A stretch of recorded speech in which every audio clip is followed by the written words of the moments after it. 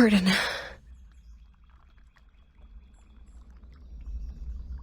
I saw Burden by the storm. No. It's just a nightmare.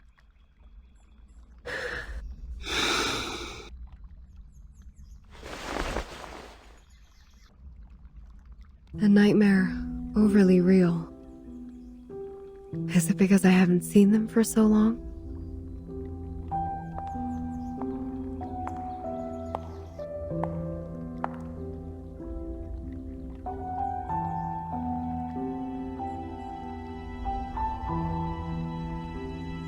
Burton was the first to leave. She said she was going to talk to Madame Z about which department we would belong to. I haven't heard from her since then. Yes. Here are their background reports I wrote for your perusal. Then, Sotheby.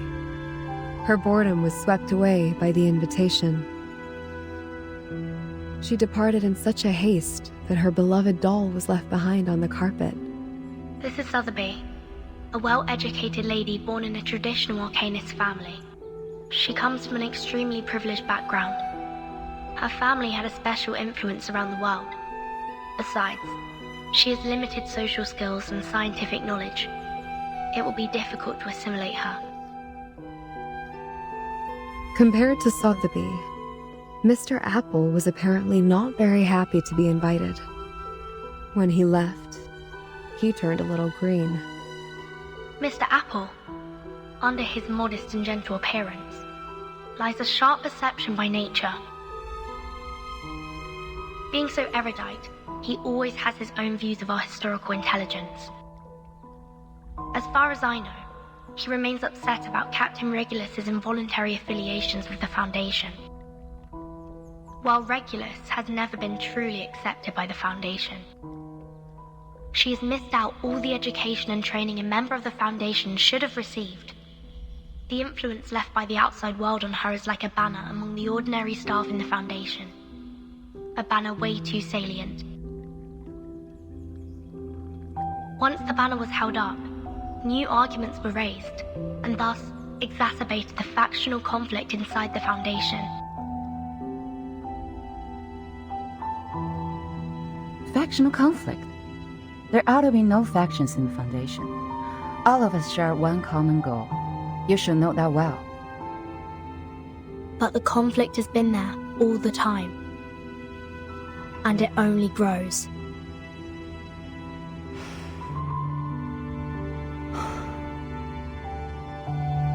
The group that believes in mankind's supremacy is splitting the Foundation's belief apart. So, time isn't the only thing you've been observing these years. The conflicts cannot be covered by regulations anymore, Madam Z. The storm has been here for 8 years. None of the people who are left behind can shake off the influence it brought. Human technologies are being reversed, while Arcanum is blooming. The unexpected first storm brought more than half of the Foundation's elite members away from us. The number of staff of the House of Integratus and the Committee cannot compare with that of their heyday, even now. In order to contend against Manus Vindictae, we have kept absorbing Arcanists from the outside world. However, the dissenting voices have only grown louder. Loud enough to be heard, and have become a faction that couldn't be shaken. The Mankind Caucus. Beyond their control, these new Arcanists only brought fear. They demand an unchallengeable power to make decisions, and a harsher control of Arcanists. Madam Z, I don't want my friends or me to be the sacrifice of this conflict, as we were 4 years ago. That's why you handed in the background reports of those Arcanists as the evidence for your proposition in the negotiation. Burden, what do you want? A neutral, safe, and legitimate place for us. What if I'm also on the side of Mankind Caucus? I don't know whose side you're on, but I believe the future you pursue doesn't end up with the Foundation being split apart by factional conflict.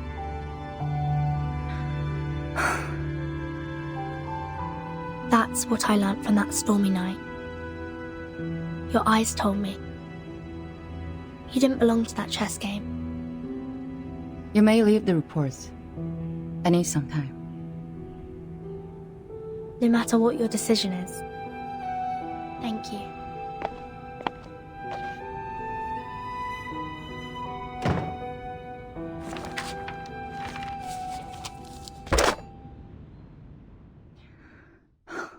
Please put me through Delegate Mark.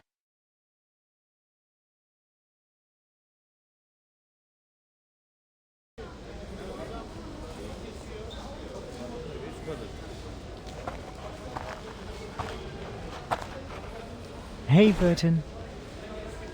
Hello. Your friend is waiting for you in the rehab center. Mesmer Jr., remember? Let us take you there, so you guys can catch up.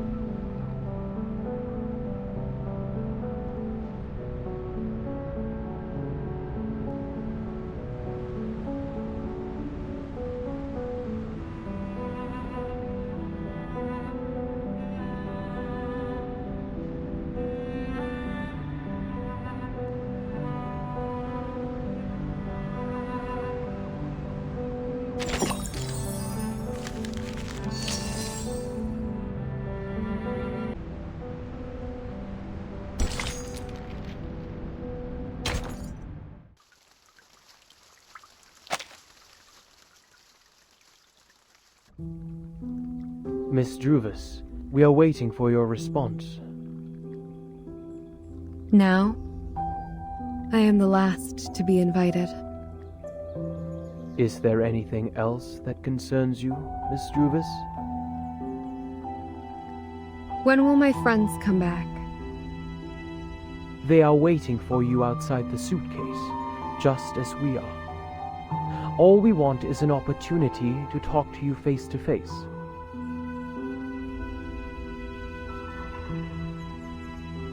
Please wait a moment.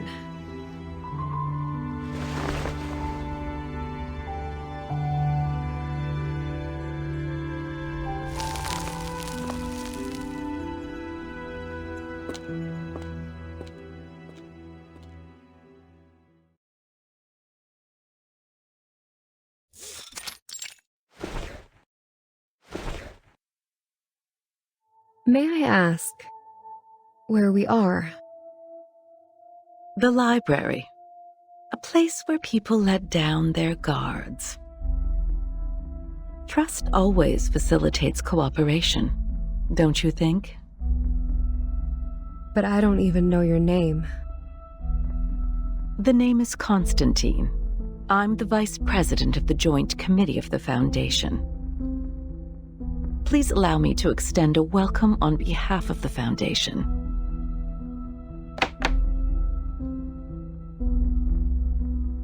We have sent this document into that suitcase days ago. I should assume that you have read it. What's your conclusion then, Ms. Weyerhaeuser? Are you referring to inviting Sotheby, Mr. Apple, and me to join the Foundation? We need to discuss this with Verton before we give you a proper response. We don't know much about the Foundation. As far as I'm concerned, I do not yet intend to join any organization. That is to say, you are inclined to turn down my proposal.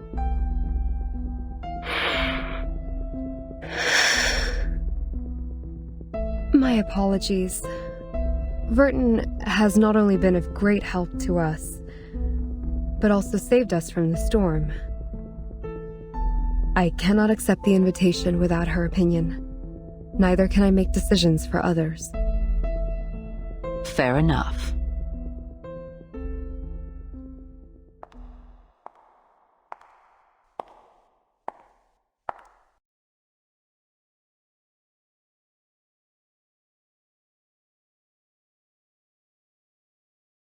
You, who accidentally and rather luckily escaped from the storm in 1929, and now seek refuge from the Foundation. Weyerhaeuser, Sotheby, and Apple, you are the spire of the tower. Between you and the Foundation, the stories in the middle are our investigators who go out to rescue the wandering arcanists and humans. Burton is one of them. Merely a drop in the ocean. Verton, indeed, is the key to connect you and the Foundation. But let's not forget, only an entity as massive and powerful as the Foundation can provide you with long-lasting protection. Without the Foundation's supplies, manpower, and technology, even Verton can barely sail against the great tides of history, let alone the ordinary people whose fate is doomed to struggle in the endless hazards of time. Open your eyes and take a look. We are the unshakable fortress you should rely on.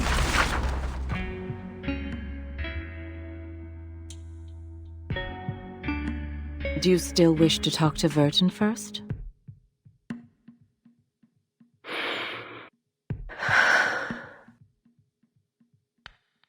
She's receiving a treatment from us, which means she won't make it back by your side before any decision is made.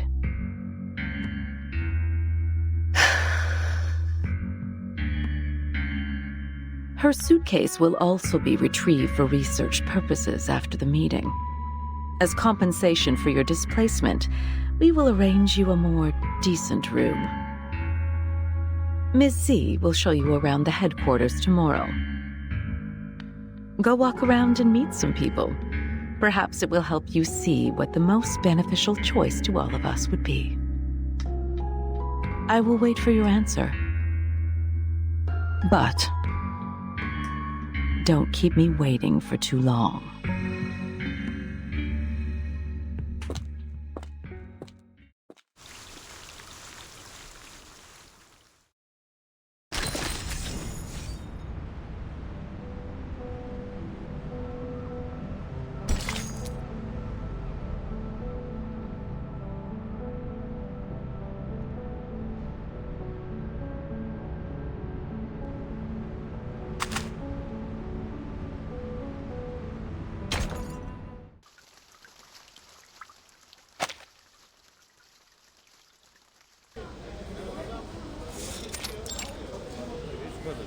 Yes, I've received the report on the Chicago office.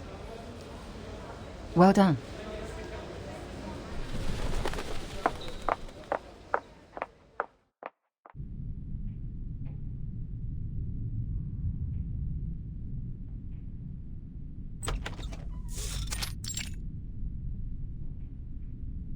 Good timing.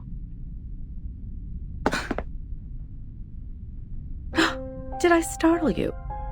Considering what we've been through together, I didn't expect you to be as surprised as Miss Weyerhaeuser was. Sharon didn't tell me you're here. There's no need to tense up. I told her not to say anything. I have talked to Miss Weyerhaeuser. Everything is going well. She's gotten quite a shock. That little pale face. Like a stressed cat.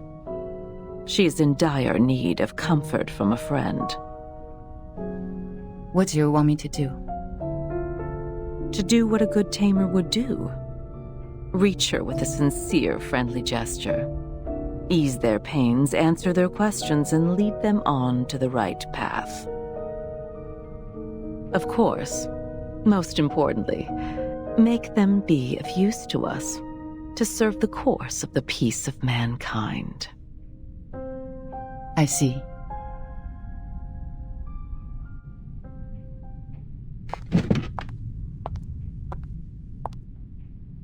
None of them has signed the agreement.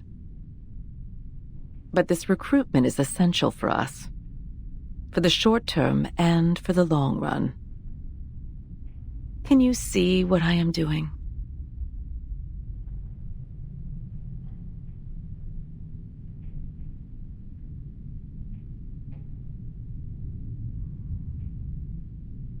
Oh, and there's one more thing. Don't address her as Miss Weyerhaeuser. She doesn't like it. I'll take note on that.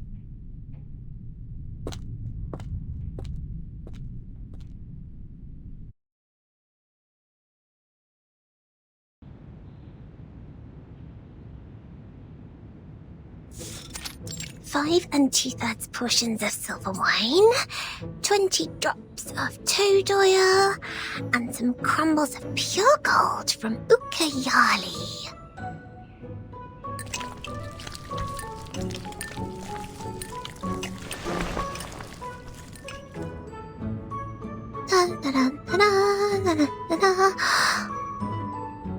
Last ingredient, the burning acid salts. Sotheby's incredible shape-shifting potion will be done at any minute.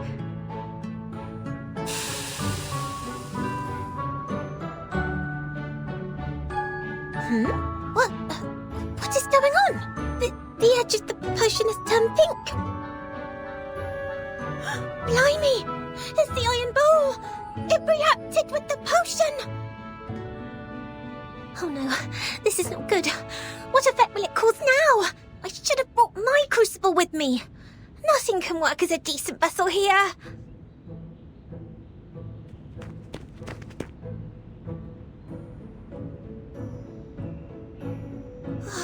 Time is against me.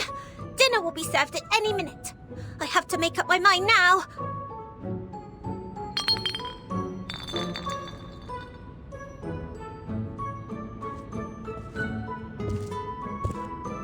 Miss Sotheby, dinner's ready.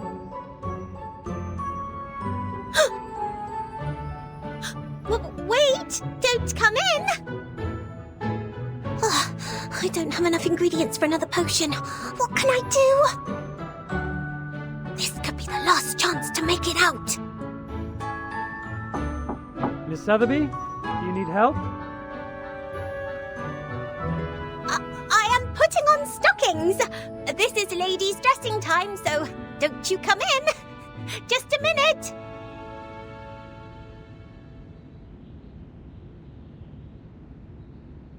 It's all right. I'll be fine. I may look a bit different from expected, but it doesn't matter. 3, 2, 1.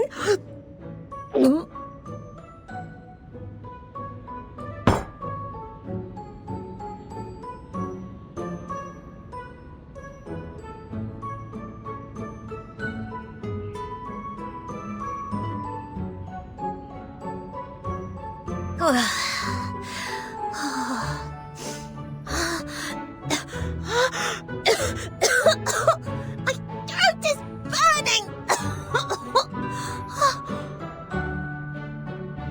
But I made it, didn't I? Let me see. What am I now? A coach rack? Impossible. I was expecting a movable tennis ball. Miss Sotheby? Please excuse me, but I have to open the door.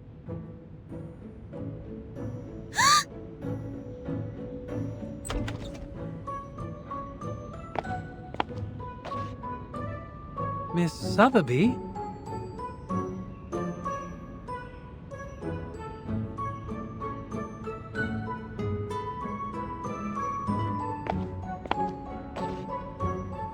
Huh?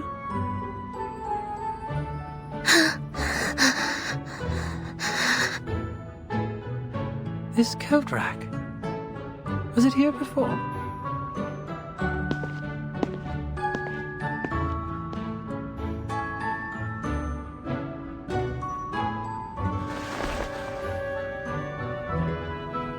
She must still be in the room.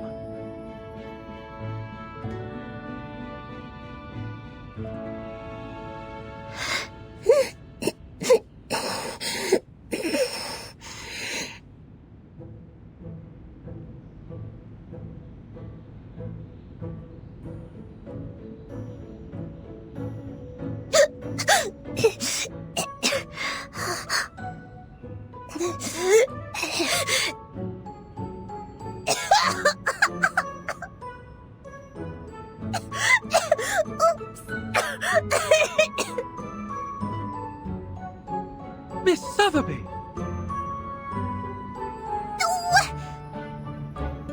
Jump! Jump! Ooh, ooh, ooh.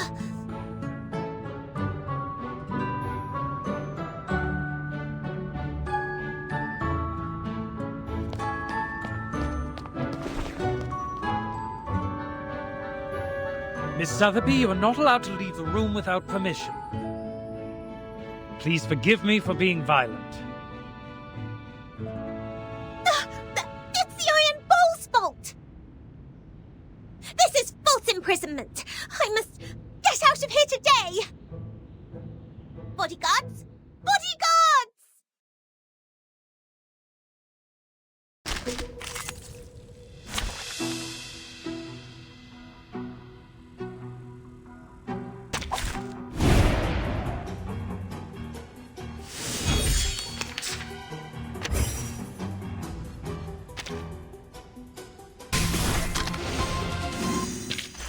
Keep going for our dream, comrade.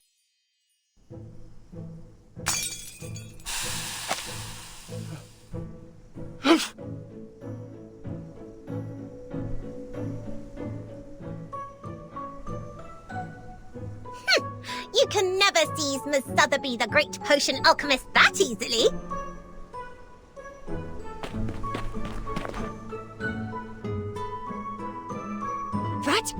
What's going on? What's wrong, Miss Sotheby?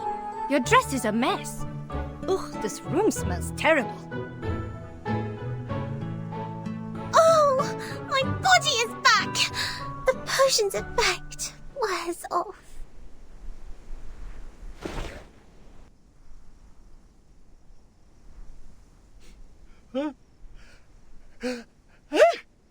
It's good to see you here. We must apply for more guards for this room.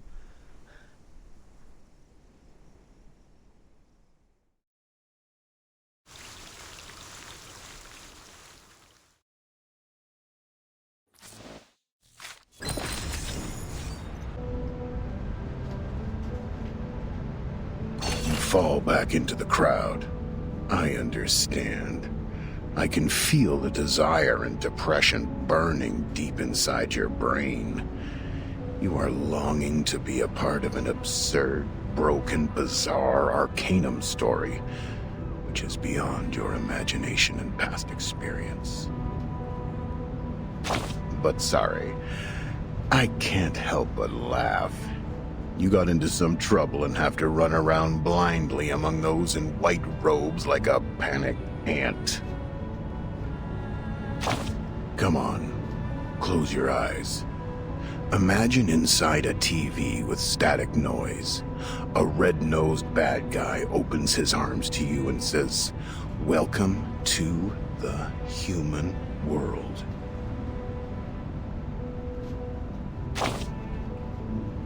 Nice pun. But you don't understand what I'm saying for now. When the day comes, you will find yourself. You will find me. You will find them. Oh, thinking of that day, my damned heart is beating crazily like a dying reindeer's. But look at this moment. It's just fine. You know where you should be, and you don't have anything that you shouldn't have in your mind. You just crouch here with patience. Listen, this is not just a world of arcanists. Arcanists, arcanum creatures, and even arcanum itself are but insignificant existence hidden beneath all else. You must learn about those who are in power at the present moment. They live on the other side of the earth, setting rules on the thrones in the scarcely populated wilderness. Much has been done for the Order, for the vision, for the ultimate goal which will satisfy the majority, yet sacrifice the minority. They wage wars and strike deals, building a pyramid that symbolizes supreme power, with skeletons of the commoners.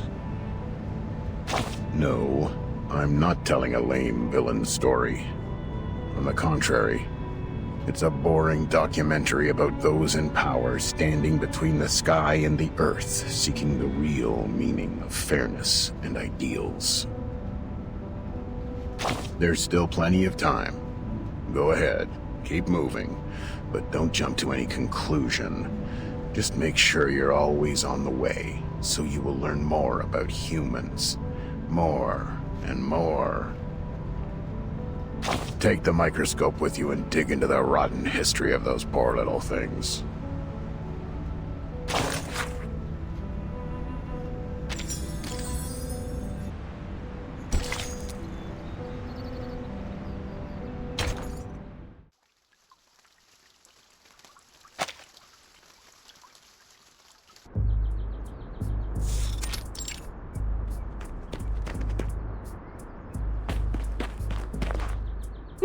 Miss Lilia! You are here! Here you are. Our teacher asked me to give you this and ask you to help us to... What was it?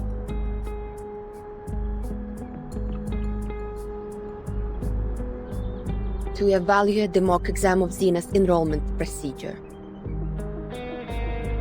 Oh, right! That's it! I couldn't find you anywhere. They said you were in the rehab center, so I came here. As quickly as possible. Well, turns out the moment I saw you, the thing just slipped my mind. I'm overexcited. Alright, I got it. I'll head back then. It's a great pleasure to see you today. Miss Lilia, woohoo! Go for it! Allez! Ganbatte!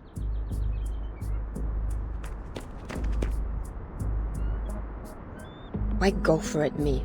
Do I look like a stagiaire to her? Неважно. Let me check.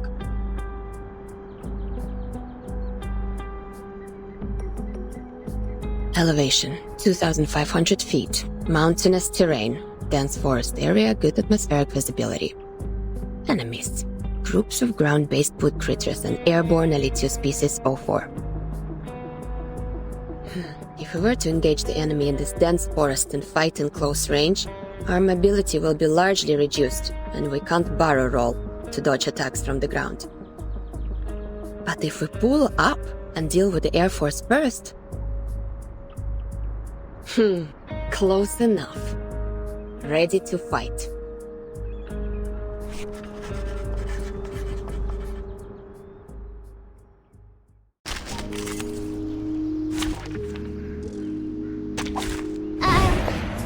I'll do my best.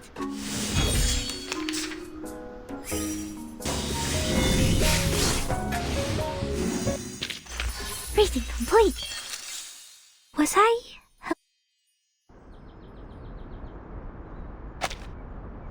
That's it. Skучный. What kind of new recruits they will let in by giving out such a simple exam?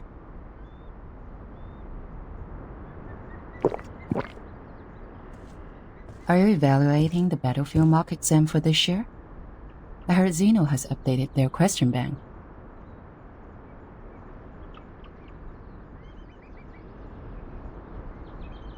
No, just killing time.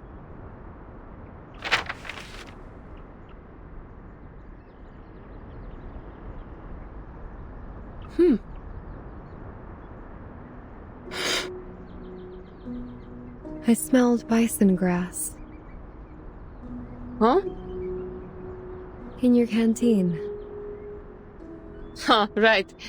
Authentic Zubrovka. One of the few pastimes I have here. Wanna have a sip? No, thank you. It smells fresh, tender, like thyme and lavender in spring. I believe it is precious. You can smell things. Fresh indeed, made in 1929. I'll say it's already about, forget it. I don't do maths.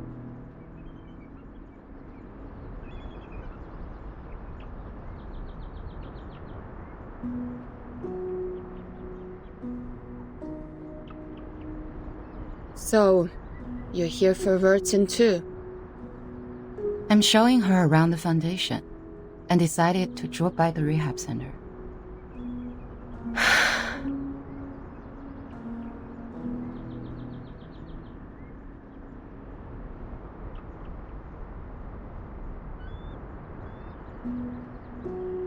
Does she dream? Sometimes. Let me show you somewhere else.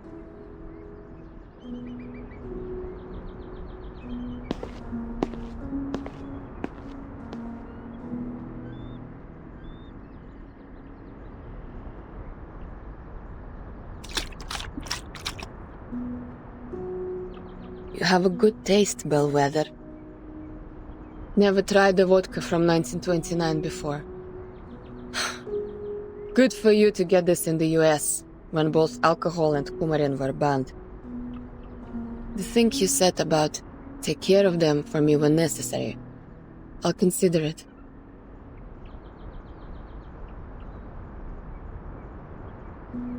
Raise a glass, подруга. To your health, your soon recovery. To our better lives. To this unknown date, to this messed up time. За здоровье!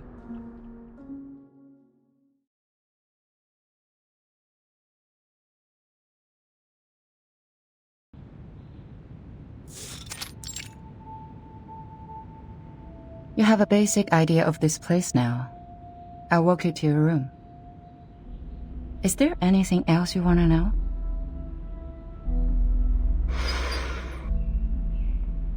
What do I have to do so you will release Vertin?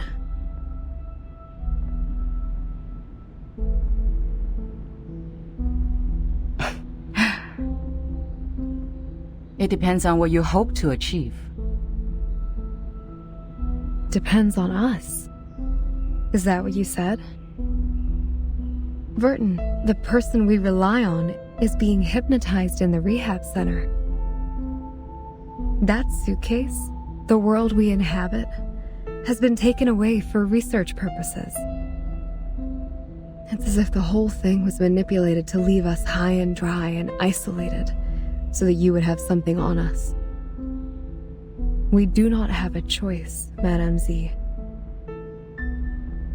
However, if we change the condition, that something they have can turn the negotiation around and in your favor. I do not understand what you mean. Before she went to the rehab center, Vertin asked me about which department you would be in.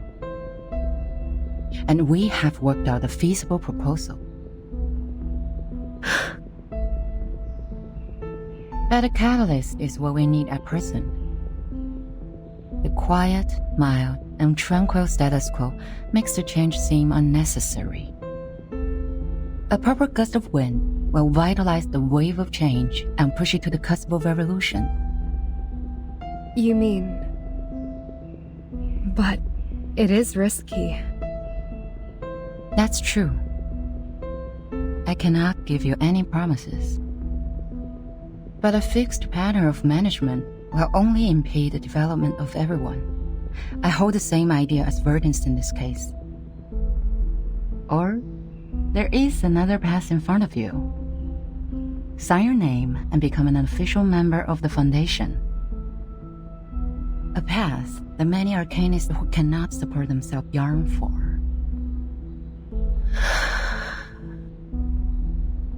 So, you are not inducing me to join the Foundation? I'm here to show you around. My senior asked me to make sure that you had a comforting tour. I hope this tour is helpful for you.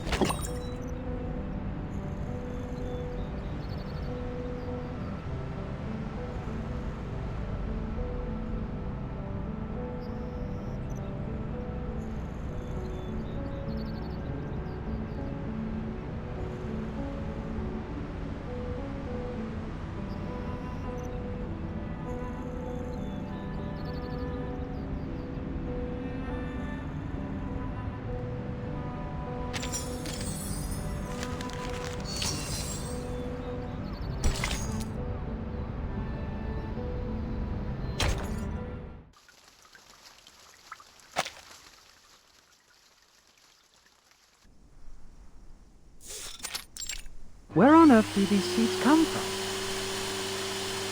They're stuck in the crevices.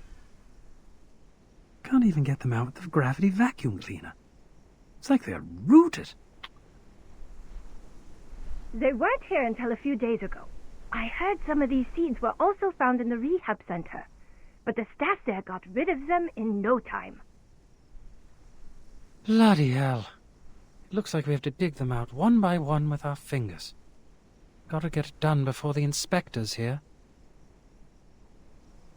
Seed? What seed? Let me take a look.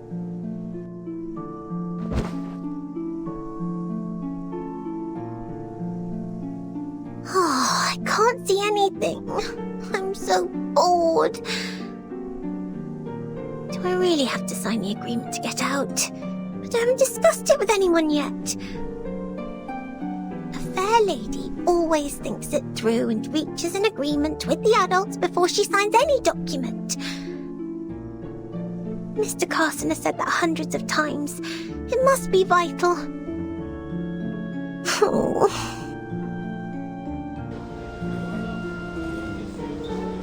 Backup! We need backup! Emergency! A whole forest appeared in room 101, the material area. It's growing out of Timekeeper's suitcase. What are you talking about? As I said, it's an emergency. The staff in room 102 and 103 are here to help. A large number of branches came out of the suitcase. They can detect our positions and even attack us on their own. Did you use Draco Drought? Of course not. The room is full of inflammables. The whole floor would be burning now if we did. We used military chainsaws, but it's a drop in the bucket. Fine, I'll go apply for a few more. Just wait for me there. Agatha, go help them out. Roger that. A forest is growing out of Miss Virgin's suitcase. Could it be Struvis's great arcane skill? The guards are gone. Oh, I wish I could see that bizarre scene myself.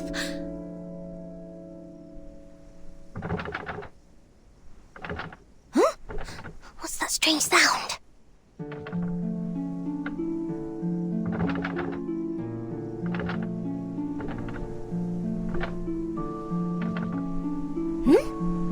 Is the door shaking? No, something is coming in.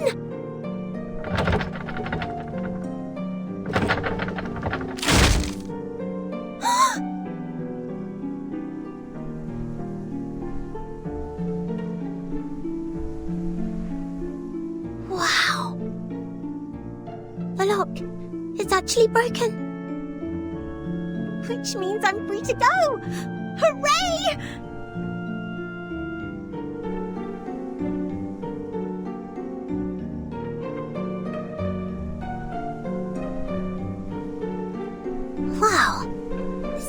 underground have all sprouted. What on earth is going on?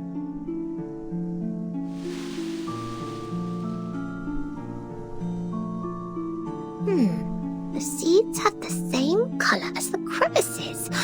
I would have missed them if I didn't look carefully. Such a slender branch actually broke the lock. How marvellous! You are Miss Sotheby's hero! Hey! How did you get out?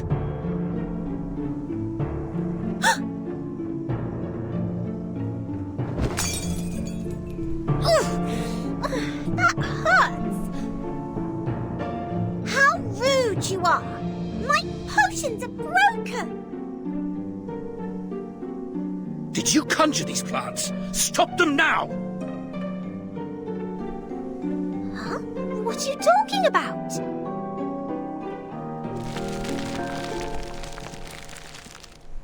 Oh my!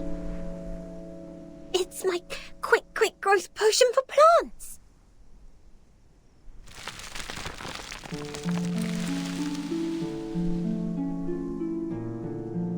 What do you think you're doing? Stop them!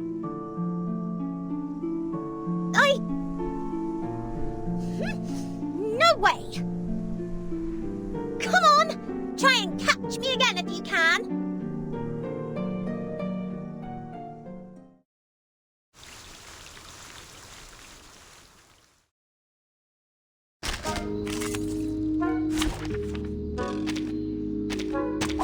Let the overture begin.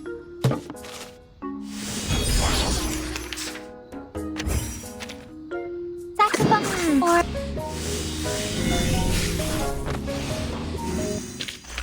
keep going, for our dream come.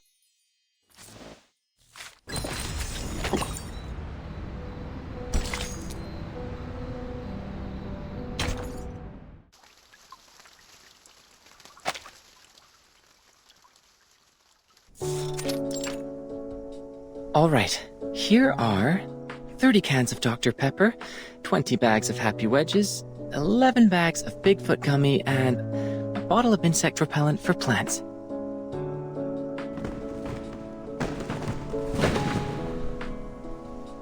Oh, good timing. There may be a bit of ash on them, but the flavor and texture should still be fine. Oh. The ash is killing me. That's way more than a bit. I can't just carry them with me in broad daylight. Do you know how many procedures I've gone through just to pay you a visit? But how come you're locked in the same room? Since when has the Foundation become so benevolent? They would like Captain to guide me to the right path, to join the Foundation. After all, Captain was already a member of them. Yep, but I don't feel any difference in the benefits I get. At best, I could contact someone from the outside. And you're here. So, Texas Hold'em? That's not what I'm here for. I've shown you the storm records these years. So, did you find anything? You call it a record, but it's so brief that it only has start time and duration. I can't tell any pattern from that. This apple believes that the storm, which happens randomly, does not conform to the self-adjusting nature of the universe. Self-adjusting? Oh. Is that the theory you mentioned before? Something like, there should be someone who intervenes or improves the system in order to reduce the growth of the instability of the universe? For example, if the universe is a mooring rope, no, a bunch of ropes, there has to be a sailor who pulls the ropes to keep them in order, or something. Sounds like the cosmology from centuries ago.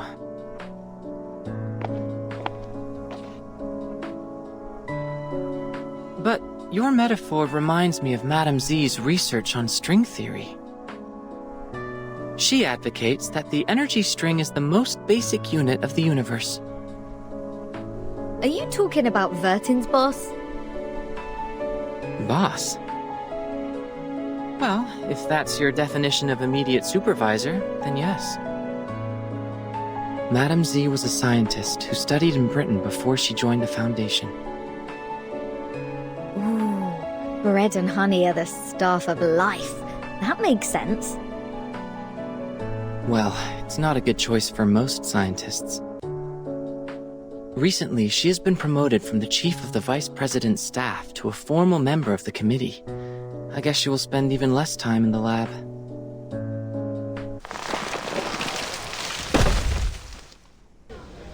Ugh. The whole building shakes. Did something hit it? Let me see.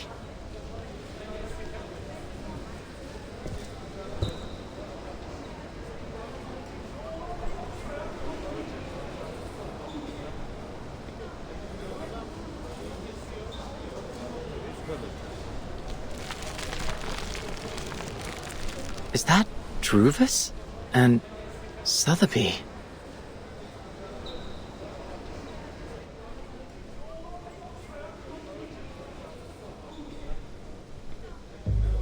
What's this? Guys, I am not going to be dragged into a ride at this point. Is that Druvis? What happened to her? Her new hairstyle is sort of cool. Captain, it's not the point.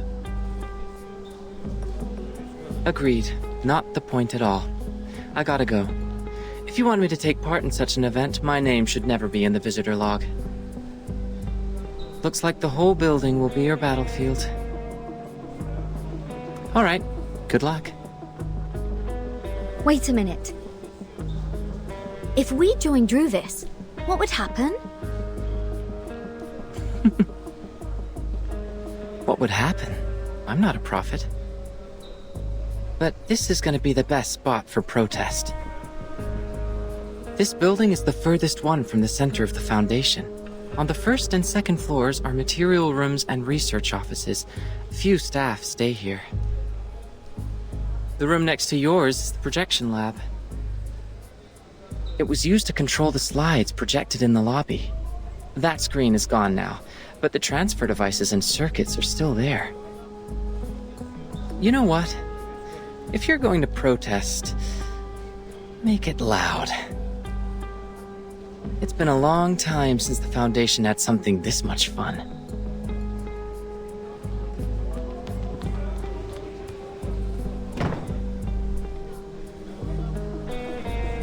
Miss Druvis, is Vertin having a fight with the Foundation? Yes. We have a disagreement with the Foundation, Miss Sotheby. Vertin is seeking a limited freedom for us. Her aspiration is to restore the peaceful life before the storm. For the authorities, however, her aspiration and ambition are labeled as deviation and rebellion. We are thus tempted, alienated, and arrested unjustly. That's why we've been grounded all these days. So we're helping Vertin now. Is that right, Miss Druvis? I really feel like doing something for her. Just like what I'm doing right now, standing brave on the tree. Right. On the tree. We need to move forward, to move one step further. When we meet up with Regulus and Apple, our voices will be stronger, and more people will offer their help.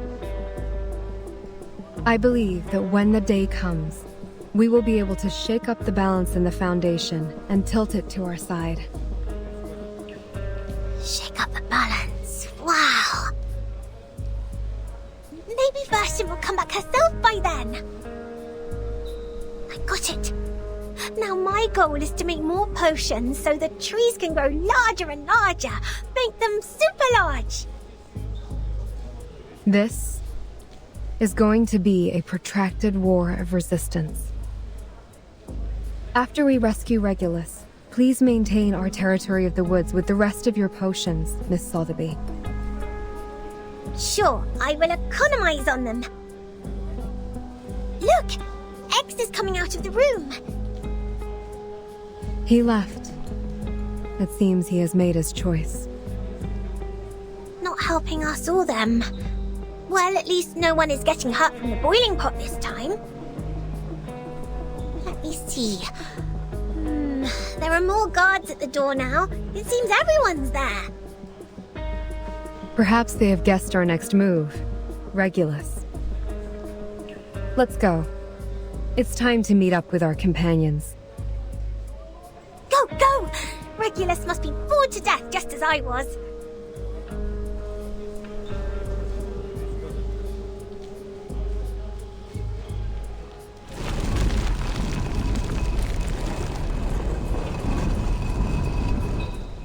Watch out! Incoming! Everyone, get ready to engage!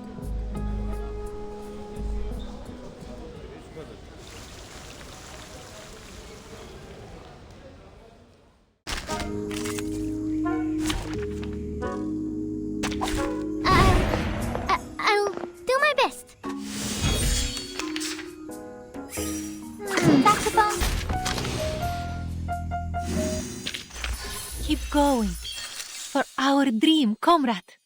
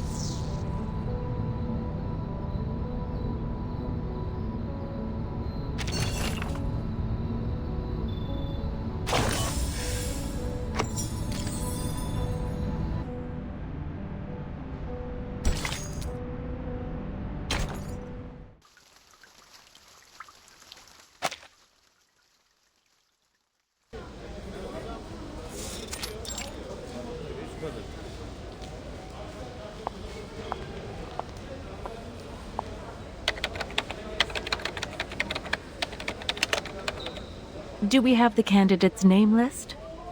Show it to me. Yes. Please wait a minute. It'll be prepared right away.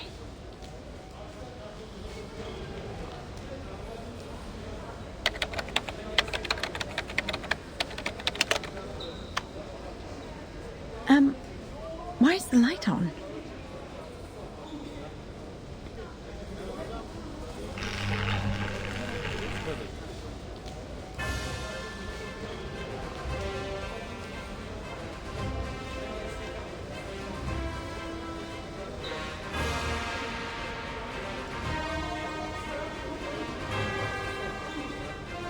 Warning! Warning! Everybody listen up. We have taken over the Foundation. Our demands are release us, set Bertin free. You have 3 days. After that, we are...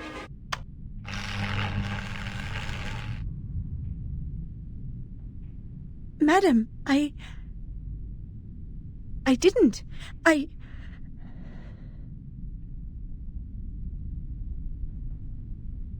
What's the matter? Something wrong with the printer? No. Oh, right. The candidate name list. Here you are.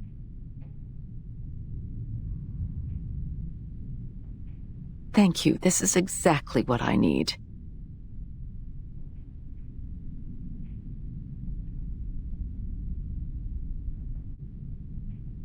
Sorry for the scene. Like others here, they also have the right to make their voices heard. It is the essential step for us to come to an agreement. We will take care of this, don't worry.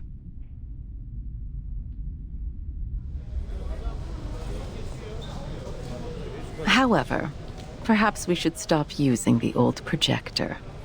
It may lead to accidents, don't you think? Understood. I'll remove the transfer devices now.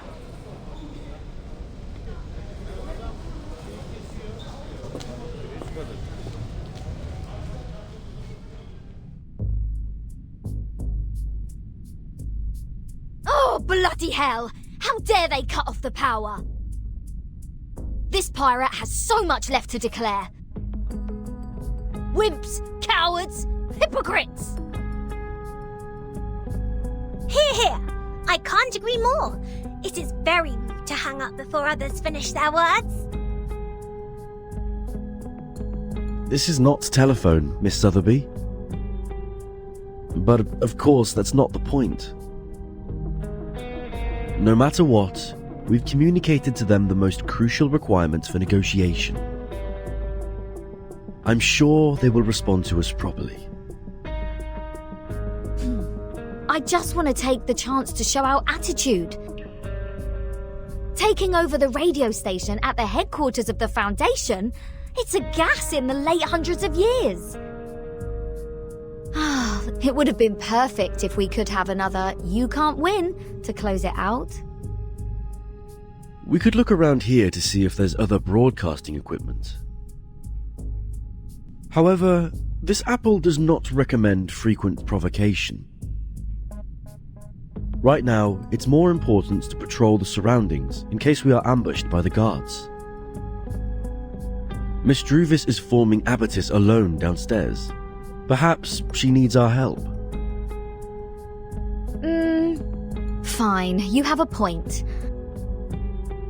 This pirate has decided to put off the plan to liberate the Foundation.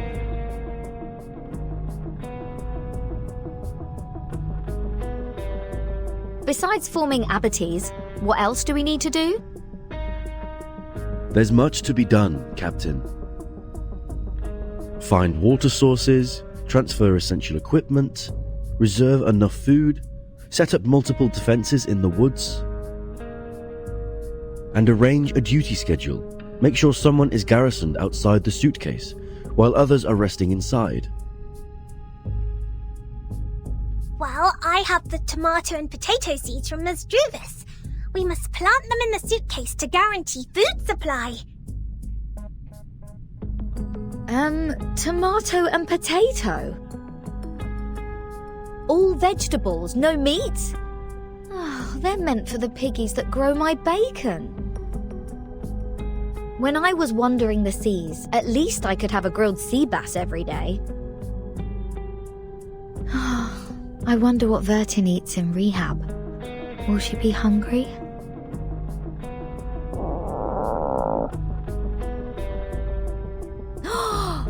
Almost forgot about the goodies X sent. We'll definitely hang in there for a few more days with them. Sotheby, Mr. Apple, you go downstairs first. I'll meet up with you once I bring the box down there. All right, we will meet you at the entrance. Stay safe.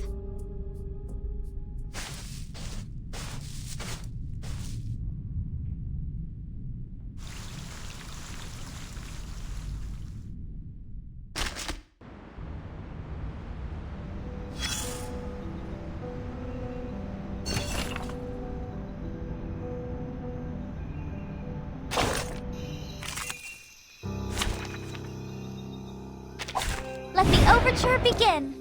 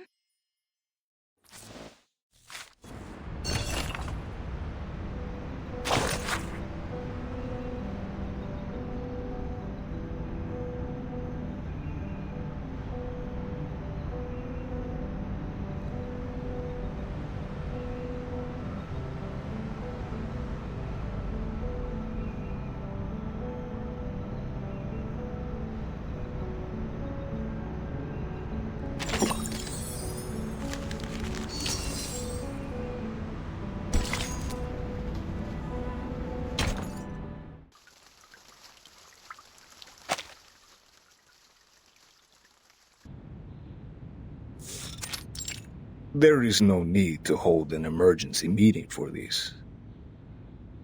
Such declaration of war without tactic or plan B is typical example of Arcanists' behavior. The area they controlled has no value at all, no matter in terms of the size or the influence. Well, the administration department has not taken official actions yet. I heard the plan was to dispatch a team to escort them to the School of Discipline. Problem solved then.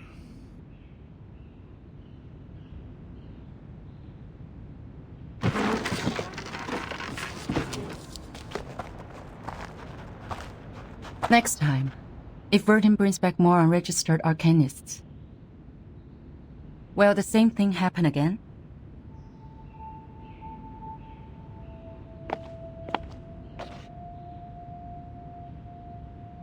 I don't understand. It's not a shame to join the Foundation, is it? By signing the agreement, Arcanists will enjoy the right to use arcane skills in human society and be bestowed great honor. The Human Resource Department could have used the whole floor to hold the applications a dozen years ago. Not even the New Age movement could challenge the Foundation's authority in the international community. And these short-sighted exceptions, they aren't even worth being made a topic for the meeting. Yet, they are not here for the Sempavlo Foundation. They're here for Vertin. They choose to follow her out of their own will because of their admiration for her. That is the essential difference between them and our former recruits. You mean it's not important at all for them to join the Foundation? I'm afraid so. But we can't expel them. We both know that the Foundation now requires new members to form a stronger force. What are you trying to say, Miss Z? Skip to the point.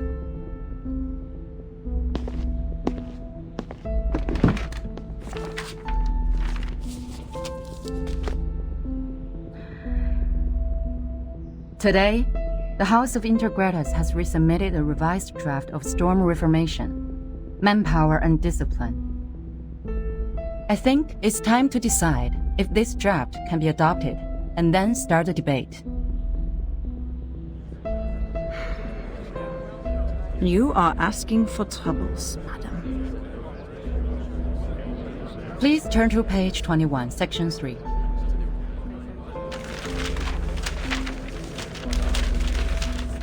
External personnel recruited by the Timekeeper should be placed within the Timekeeper's department.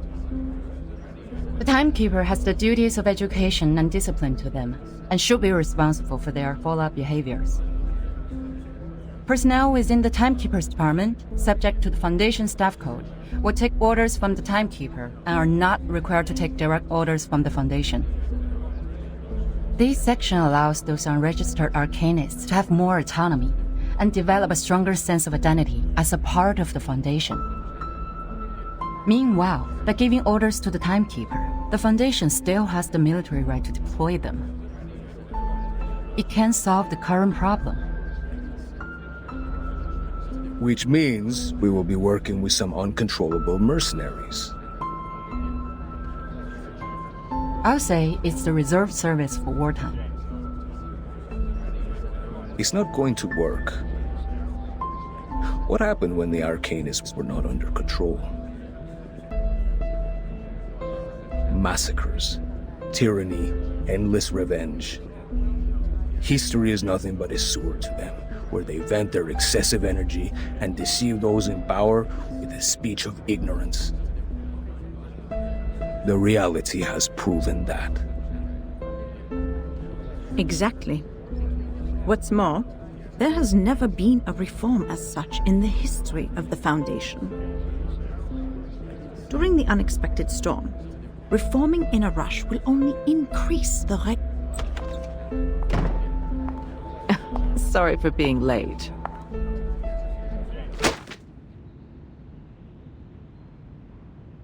Quite a heated discussion. I can see you all have a great interest in this draft proposal. Hope I didn't miss too much.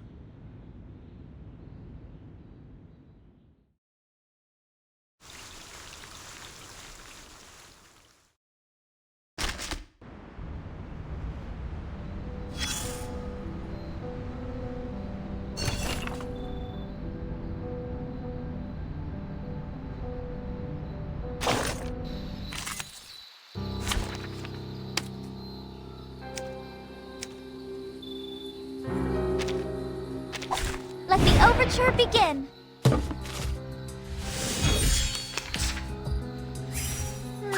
That's... Reading complete.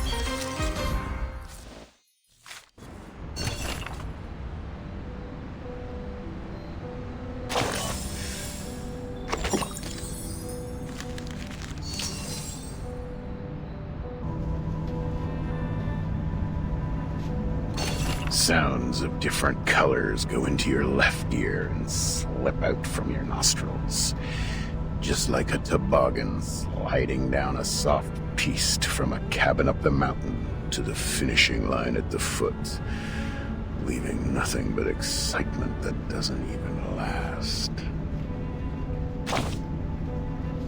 Yes, you're always so clever, with an excellent sense of humor.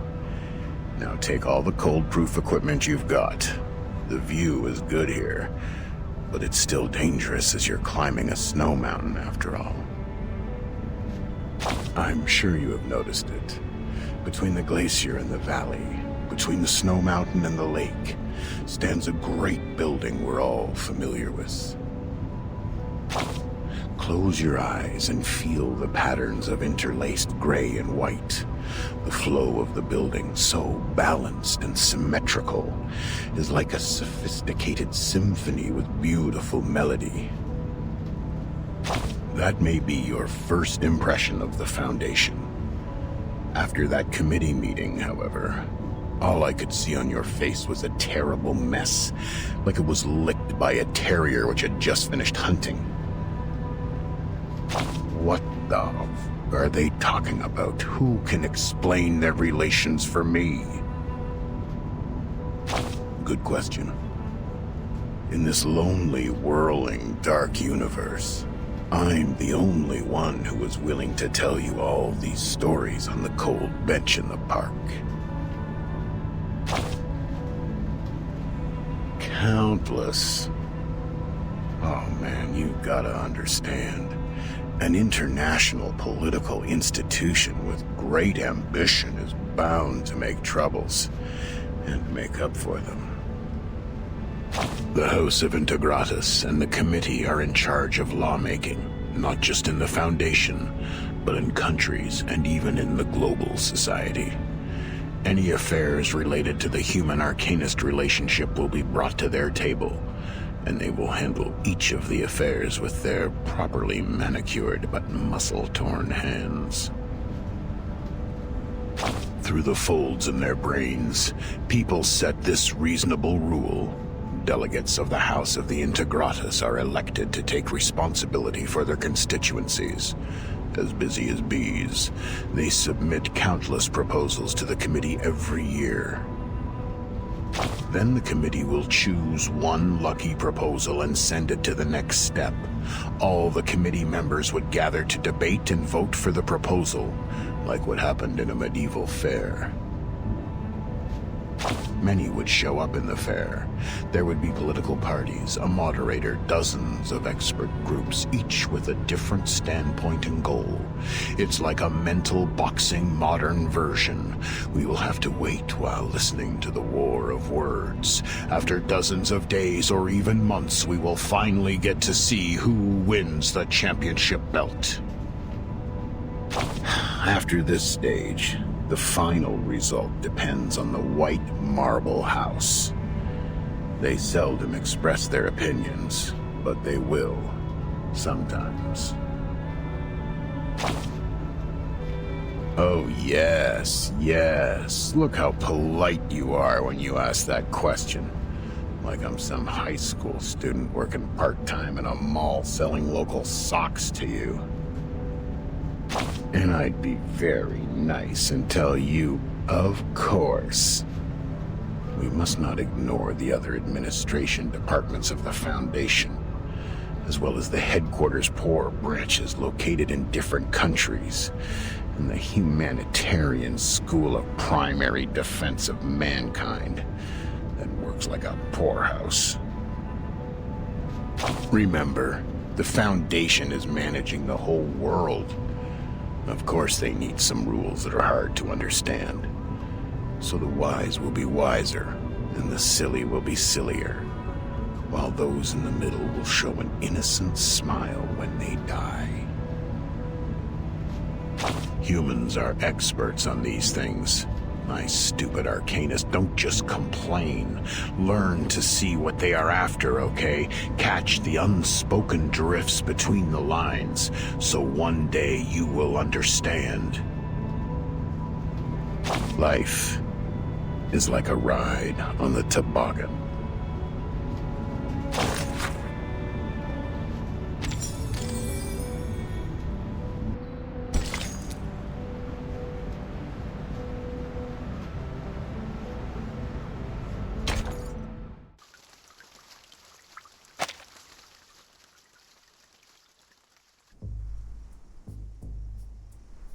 We are on page 21, section 3.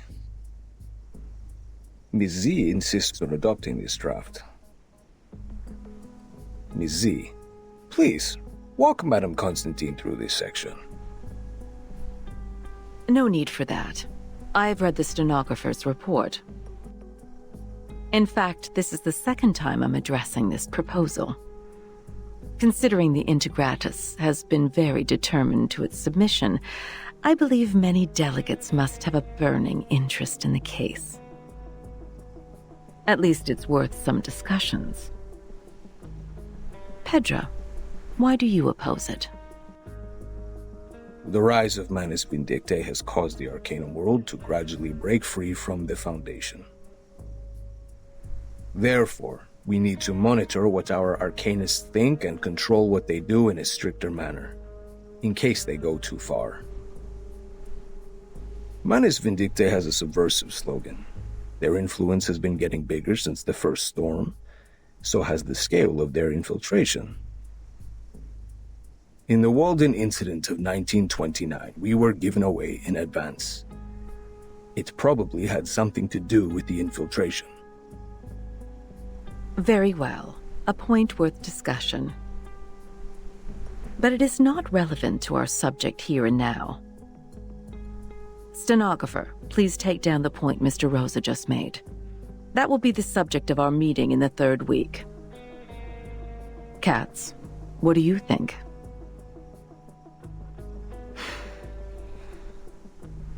The expectations of our constituencies are on our shoulders.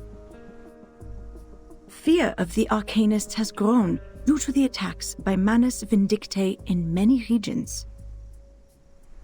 It's not ideal for us to implement the peace policy and promote the arcane technology. To maintain the Foundation's reputation, we have to start with the registered Arcanists, strengthen the regulations, and show the public that Arcanists are reasonable and trustworthy. That is why I am opposed to the draft. Inspiring.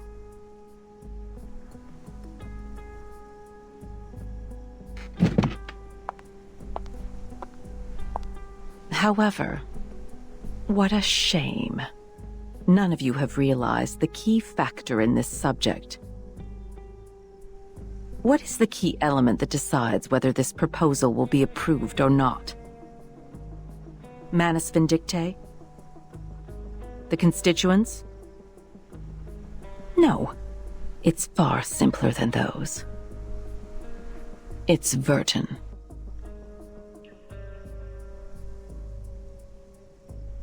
According to the proposal, Verton will become the only tie between these unregistered Arcanists and the Foundation. As the number of Verton's field missions increases, she will inevitably get in touch with more and more unregistered Arcanists. That is to say, outside the Foundation's jurisdiction, a group of people is getting stronger each day. An armed force. Her attitude towards the Foundation will be the key to all the issues. Virgin received her education in SPDM from an early age. She has a clear tendency. Yes, that's what I think. That's also why I have asked someone who can provide a valid argument on the issue to join us. You may come in, Sonetto.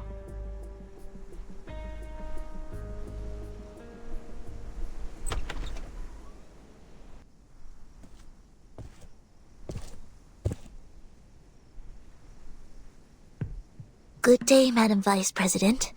Greetings to all committee members. May the peace be with us.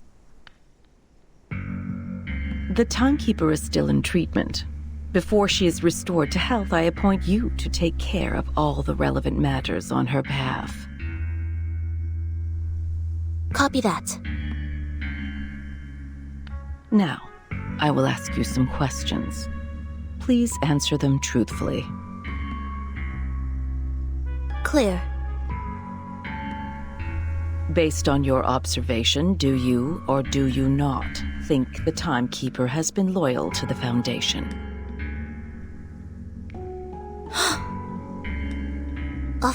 Of course. All the students of the School of Primary Defense of Mankind are devoted to the peace of mankind. We have pledged lifelong allegiance to the Foundation that leads the cause.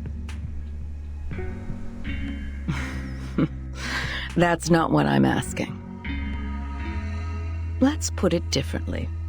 Why do you think Verton would provoke other students to rebel when she was in school? I do not know. I'm sorry. After the incident of the storm, why would Verton show reluctance to invite the unregistered arcanists to join the Foundation? Because, At one point in her negotiation with the Manus Vindictae, Verton has agreed to join them. What do you think her true intention was?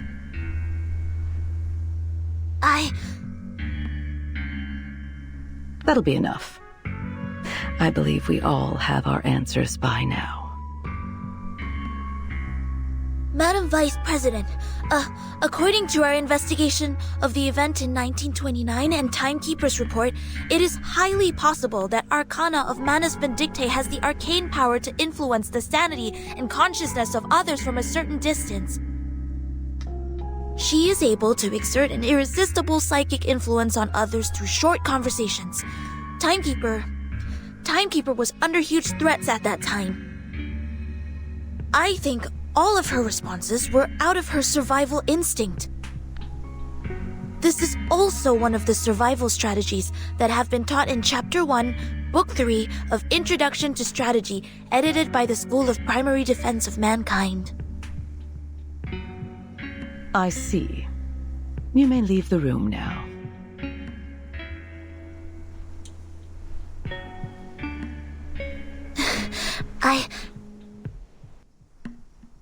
We appreciate the information you just added. You've always been an excellent student. We are very proud of you. Now, it's time to leave and rest. Copy that.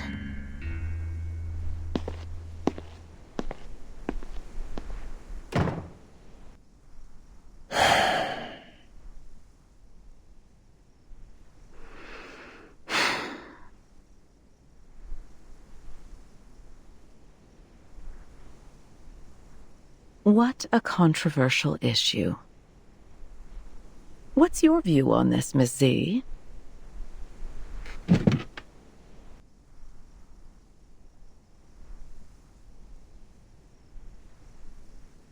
In my point of view, Virgin does have doubts about current system. But doubts doesn't mean disloyalty. In fact, if we want to further expand the staff to contend against the Manus Vindictae, we need flexible management. apply customized standards to arcanists with different backgrounds and different training objectives. Through this, not only can we remove the doubts of burden, but also ease the tension between the Foundation and other unregistered arcanists.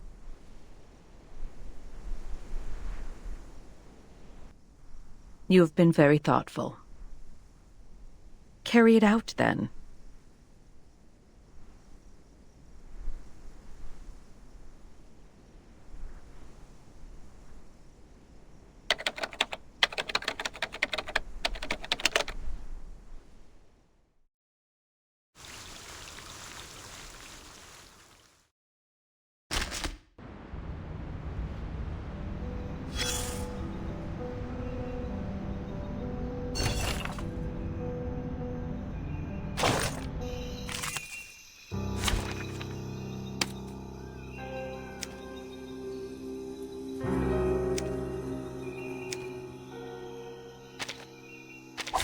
Join with us, comrades.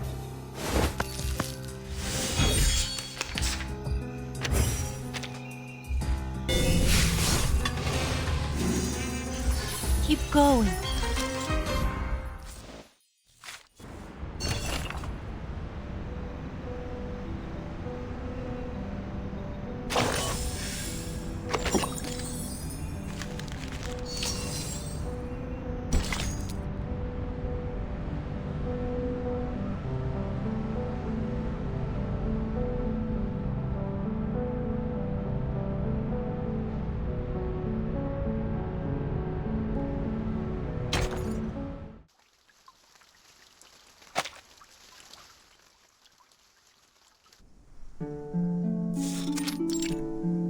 Table de divination en argent, soie blanche, perles trempées dans de la rosée du soir.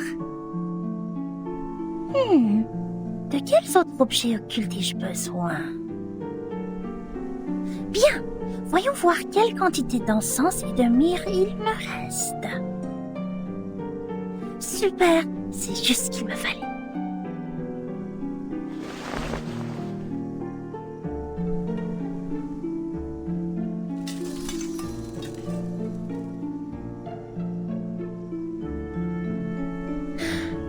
Ok, tout est prêt. Coupe à encens. Où est ma coupe à encens?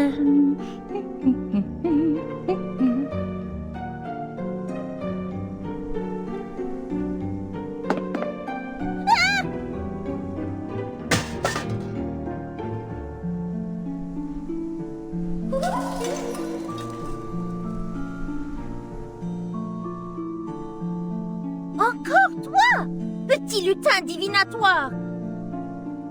Tu ne me voleras rien aujourd'hui, pas cette fois!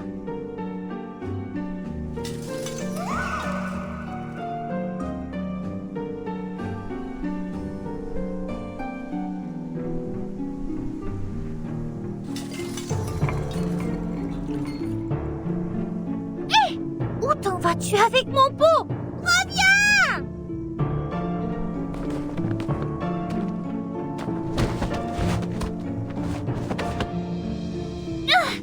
Il semblerait que tu aies besoin d'une bonne leçon pour te faire comprendre pourquoi c'est mal de faire ça. Attends voir, je vais te montrer ce qui arrive quand on se moque de Mademoiselle Mathilda Boismiche.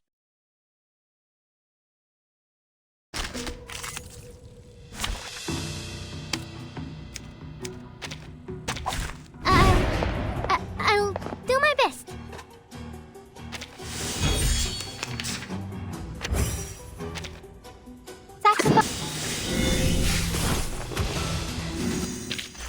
Keep going. For our dream, comrade.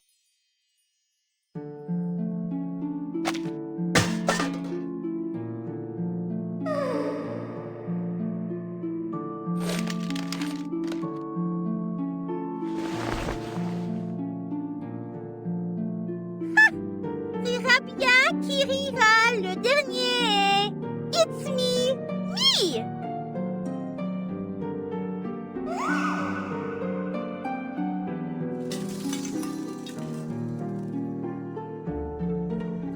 Sale petit voyou, je suis crevée.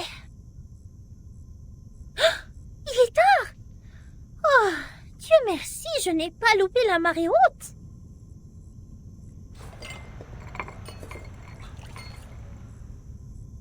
Préparez les accessoires. Je ne dois pas me laisser distraire à nouveau. La divination requiert toute ma concentration et mon énergie.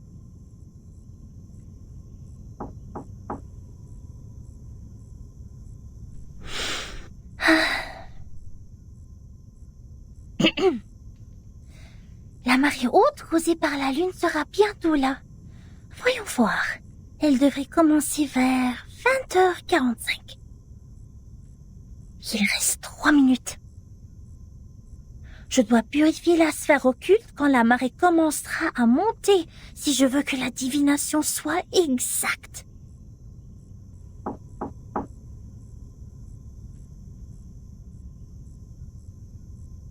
Allons. Calme-toi. Voici le moment clé. Qui que ce soit, je ne dois pas être distraite. Bon. Concentration. Yeux fermés, bien concentrés. Imaginons mon corps montant et descendant au rythme de la marée, béni par la lune. Elle se trouve de l'autre côté de la mer, attendant que je la trouve. Voilà le moment de brûler l'encens. Apparaît dans la sphère occulte, sonnez! Matilda, are you there?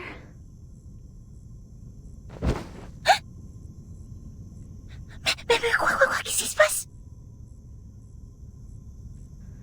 I'm sorry, but I think I heard your voice. I need to ask you a favor.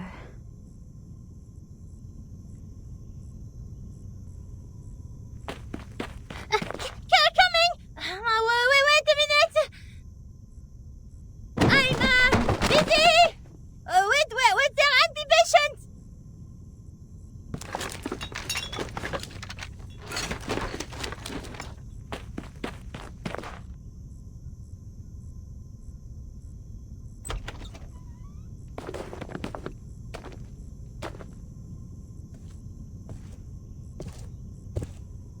Now, tell me your request. What brings you to the bright and intelligent Mademoiselle Boisnichel this time?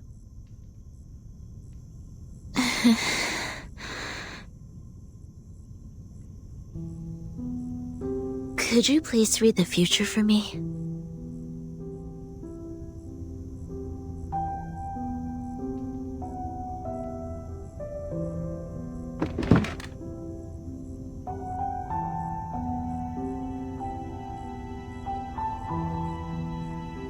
Alright, now it's a good time to ask the moon for help.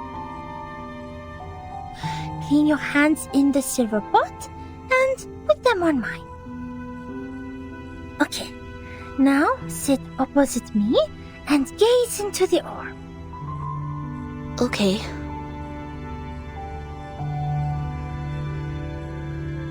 Are you here to confess, to interpret a dream, or to seek the prophecy of the crystal?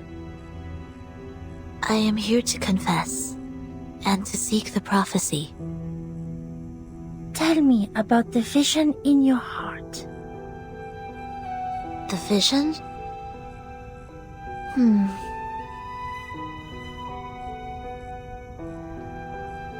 I see myself falling. There are 2 broken decks. They were originally one piece.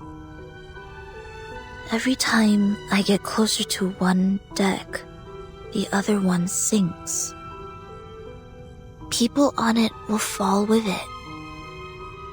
I can feel the coldness of the deep water and the pains when they struggle. Are you sad about it? I feel fear.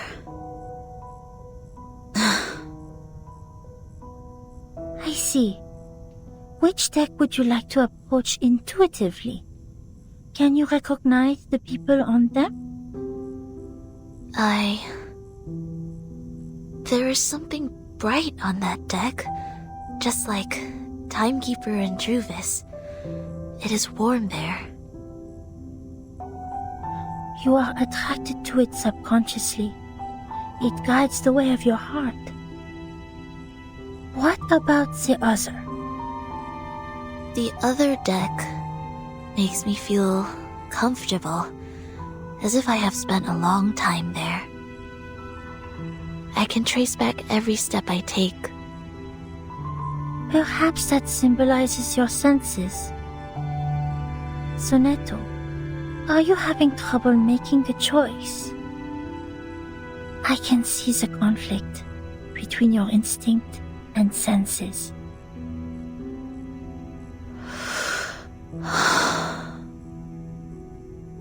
I heard you attended the committee's meeting today.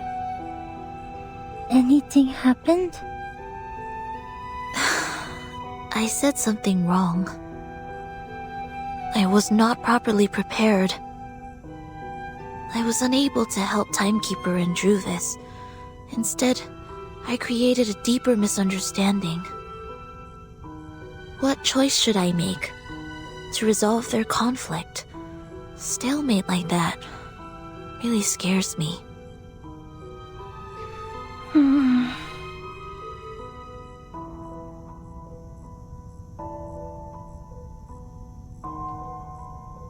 The bright deck seems closer and larger.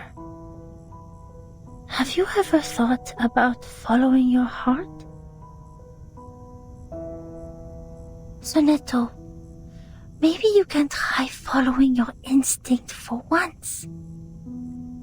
Maybe something unexpected will happen. I tried. 4 years ago. I let them go. That was the worst decision I have ever made.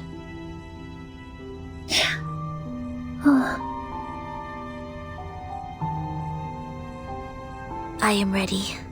Please tell me the right choice. Okay.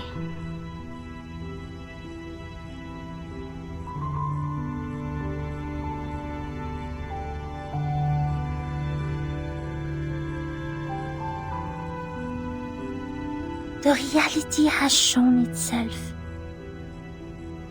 Take the path you have already taken. Walk the way you have already walked. You shall benefit from listening to the voice in your mind, as it is not yet time to dock. Listen to the voice in my mind. I see.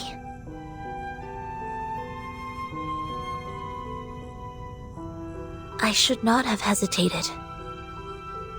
Thank you, Matilda. Your divination is very helpful. My mind is very clear now. Yeah. Of course you should thank me. You should have known the resourcefulness of Mademoiselle Mathilda Boanish much earlier. For your information, those seeking my help must make an appointment at least 15 days before the divination. Otherwise, they won't even get to see me.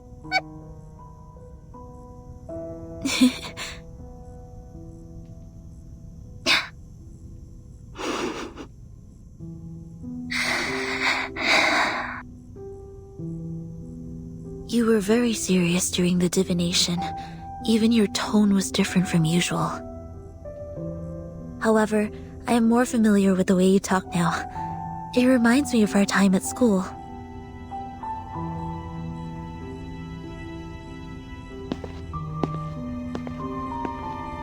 Thank you for making time for me, Matilda. If you need my help next time, please let me know. Good night.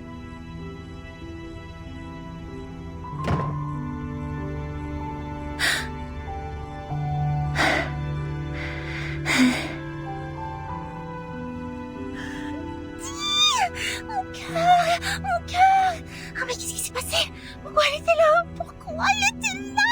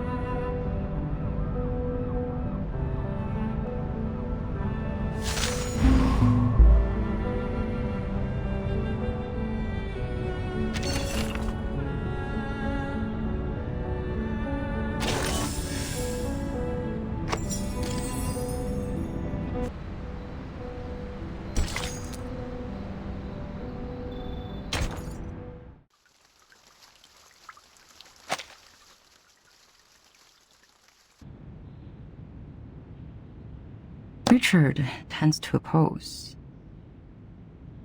Gloria tends to support. Black Agate tends to oppose.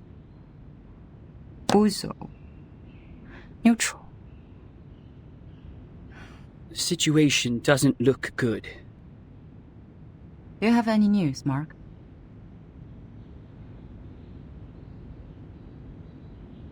Someone is spreading the minutes of your last meeting. I didn't get any direct evidence, but apparently every voter has read the anonymous minutes. The topic about Vertin. It has become a great disadvantage to us. Double envelopment. A 4.00 approach. No wonder that the draft goes through so easily. To reject the draft during the committee meeting does not actually address the real problem. The House of Intergrades can still resubmit the draft during the next legislative session. So she is planning for the long term. To bring down the voting stage and make it a plan that is totally abandoned. I'm afraid so. A draft that has failed to win votes can hardly win the trust of the House's reviewers again. And of course, it won't be submitted to the committee.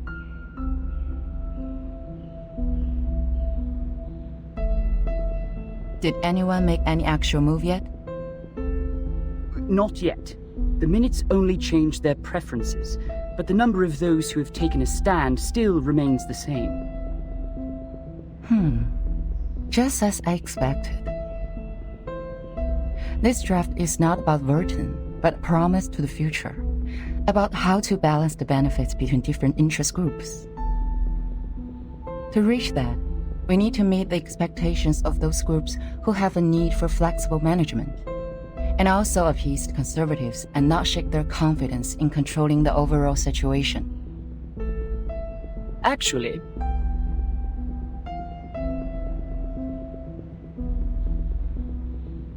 we do have an opportunity to change the game now. Opportunity?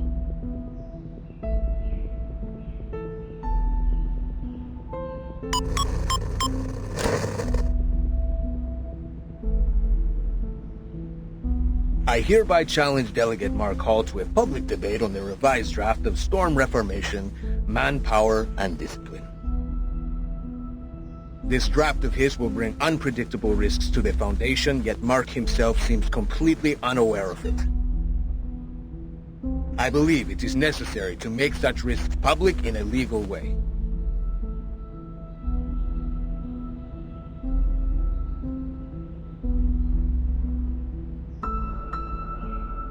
See, I knew they were going to escalate Burton's issue. You want to accept this challenge? All the internal media are reporting the news. If I step back, they will definitely humiliate me and take advantage of the public opinion to undermine the draft. Mark, that's a menacing move.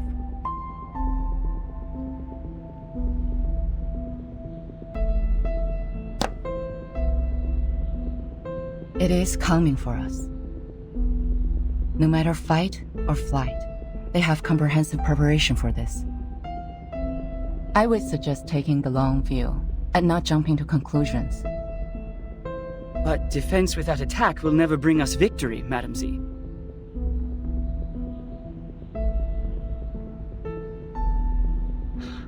I've always wanted an opportunity to defend the draft in public. Concerning the questions they implied about Vertin, I've collected more than enough cases to refute them. Misleading questions twist people's opinions. It's time to tell them the truth.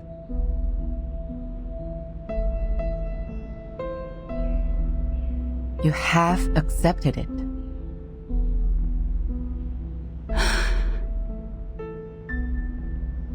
Was it in front of the media? I was there when Pedro challenged me. So were the media. Well, I don't think it's going to be a complete mistake.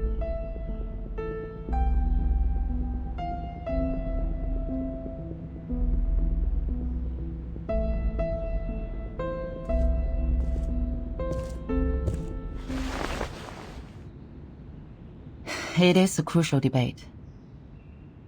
Do your best.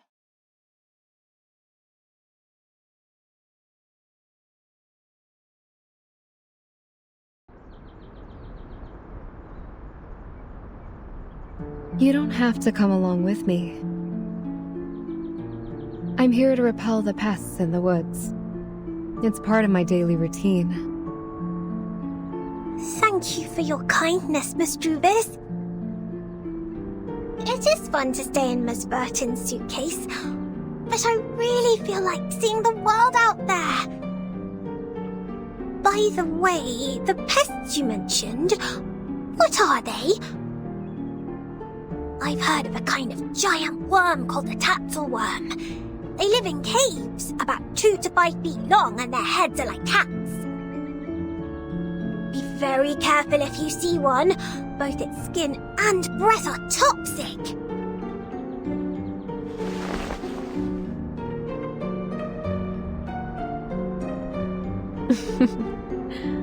I have never heard of such a terrible worm. Hopefully we will not encounter any.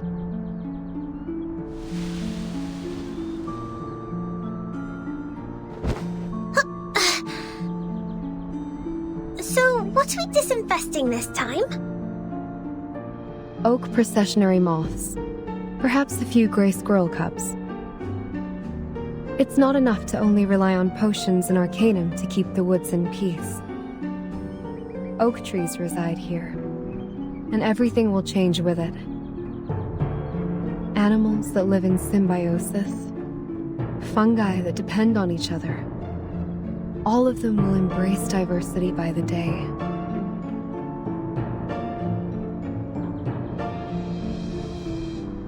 Do you mean that? A group of grey fluffers flying over there.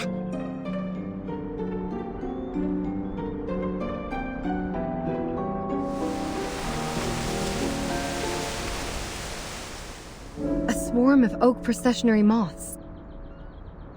They are preying on something.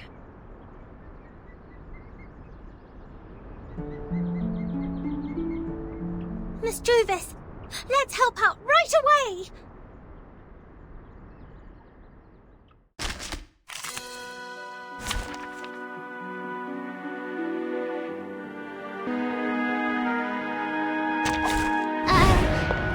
I'll do my best.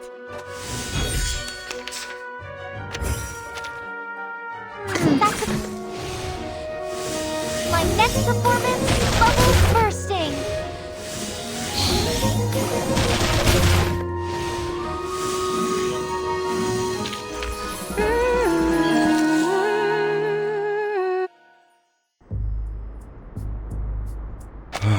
This apple is deeply grateful for what you've done. I almost thought I was caught in a nightmare. This apple has never seen so many moths.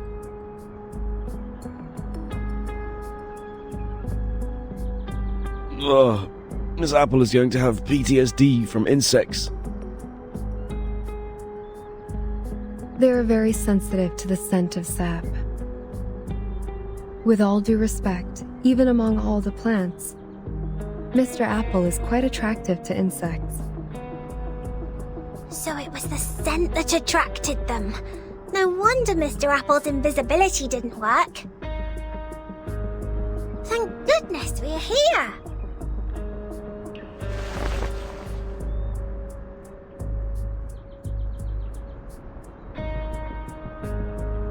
Mr. Apple, did you find out anything?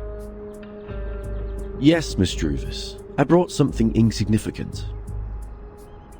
As we planned earlier, I disguised myself and reached the office building next to us.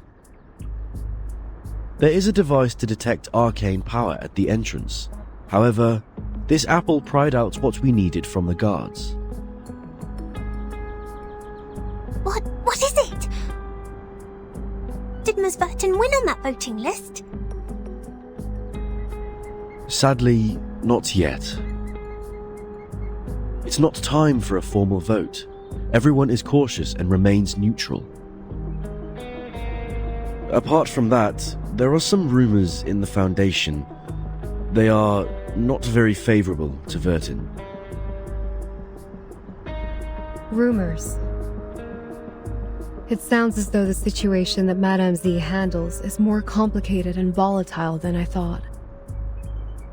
However, the votes have not been lopsided under such bad circumstances. Perhaps that means the arcanists who share our aspirations are not in the minority. That said, I'm afraid we are starting a protracted war, Miss Druvis. Yes, I know. I've taken inventory of the supplies. We can still hang in there for 4 weeks and a half.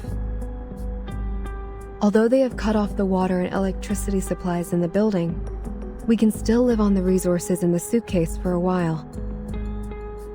There are fewer guards destroying the woods, probably because the abattis works.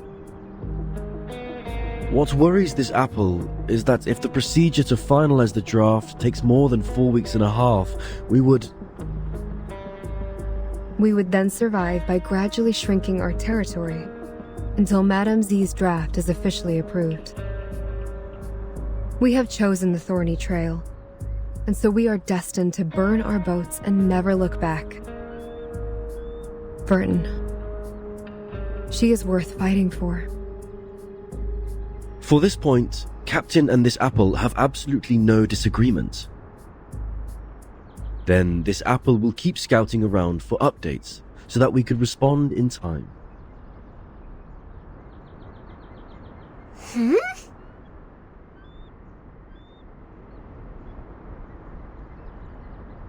What are you looking at, Miss Sotheby? Over there. It feels like someone is staring at us.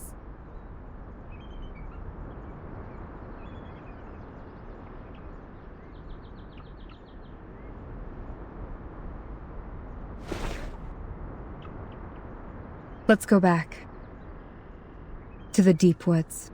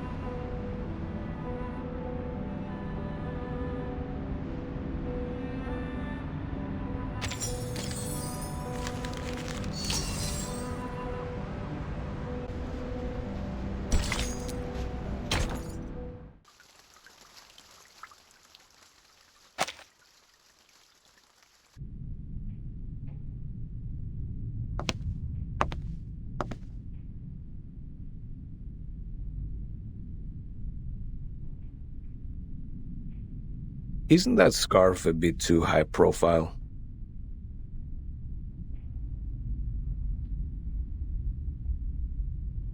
I think it fits me just well. You chose a grey shirt. Wise decision.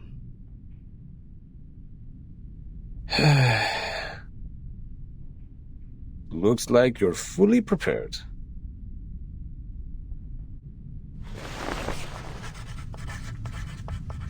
Ladies and gentlemen, allow me to introduce the first debater of the day, Pedro Paul Gonzalez Reyes. Graduated from the law school at the University of Sao Paulo, he is a member of the committee and, more importantly, the challenger of the debate.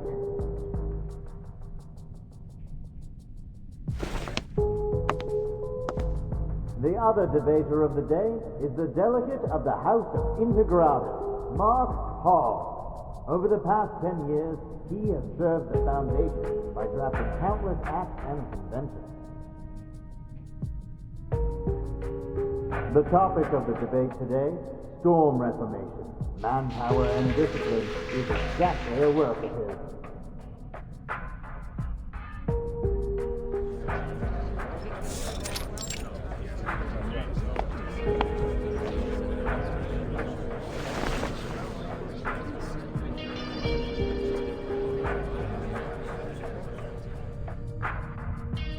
All right, both sides are seated.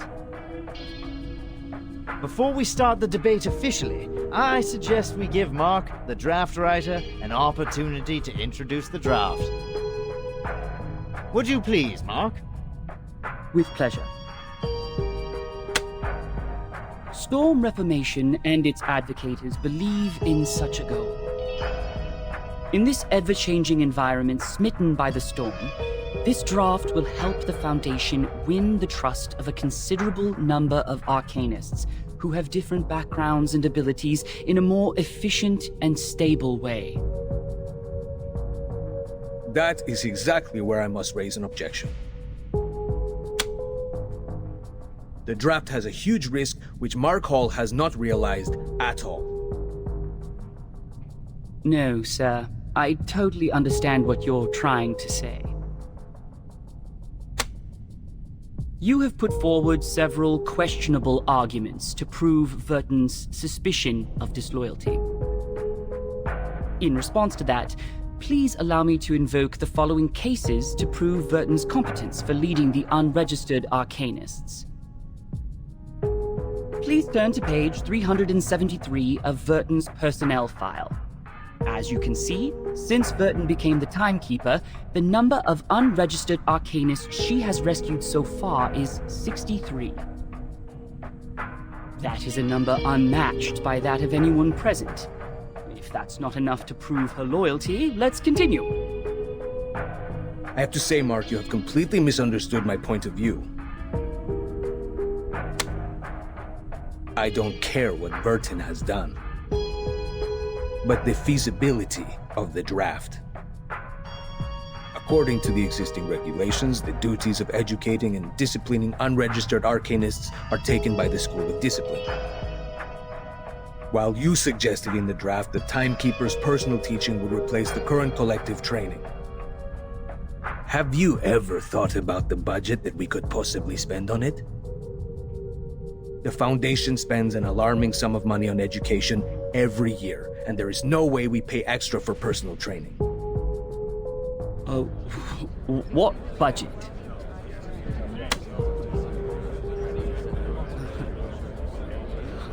I don't see why we're talking about budget all of a sudden. Did you really read the draft? I didn't mention a word about budget. Of course you didn't, which exactly proves why you have never realized the risk I just mentioned. Oh, it seems the real topic of the debate has just surfaced. I believe everyone in the hall is looking forward to where it goes. So, Mark, in terms of this point, we would like to know your real thoughts.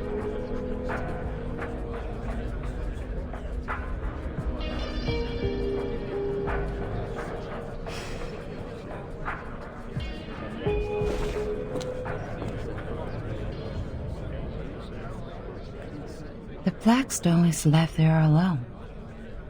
The last move is also a defense in panic. If I were the player,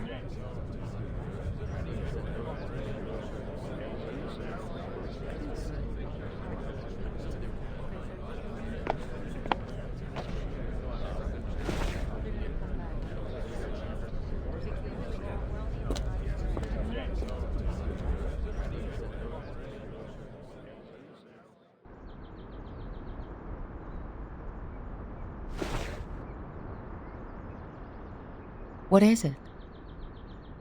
Seneto asked me to give it to you personally.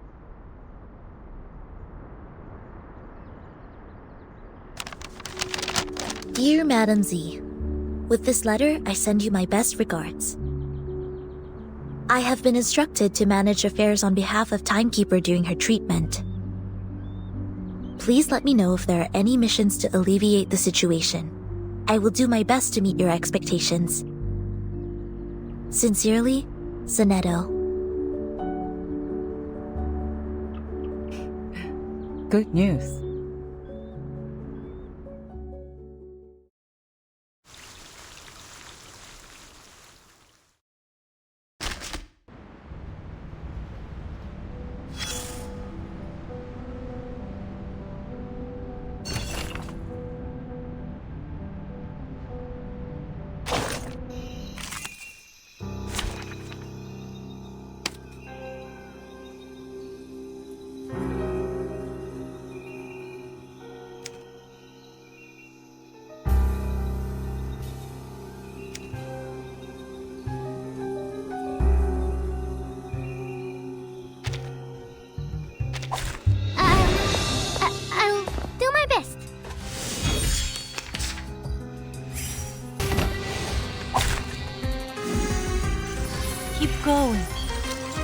our dream comrade.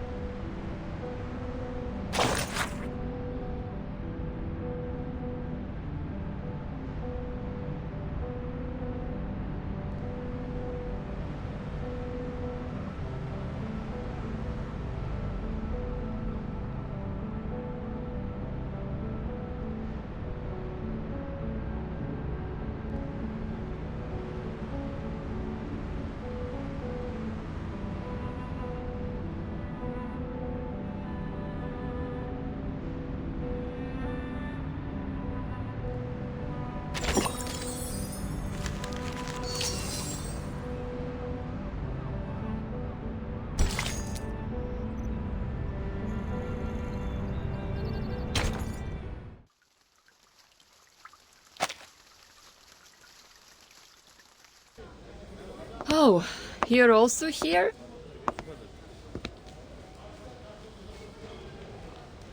Yes.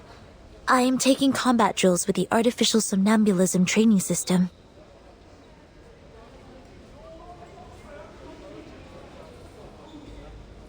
"6 hours? I'm not the only one goofing around. No, I'm not. I am not goofing around. I am waiting for orders.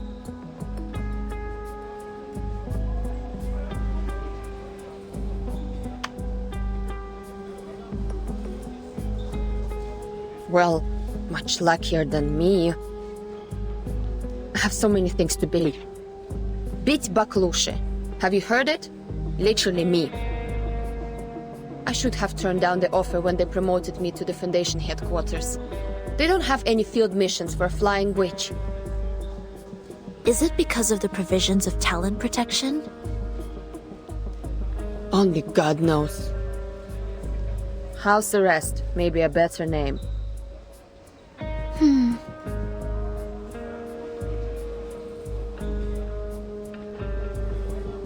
Look, since we're both bored to death, do you want to have a try at some difficult things? What is it? This.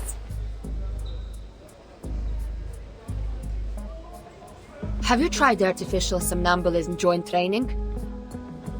Put on the helmet together and switch to multiplayer mode. 2 operators can take on a harder training mode. More insane enemies. Like playing in the arcade.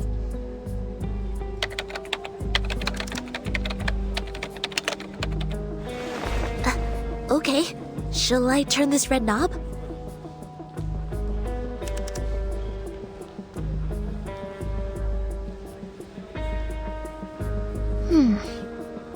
What is an arcade?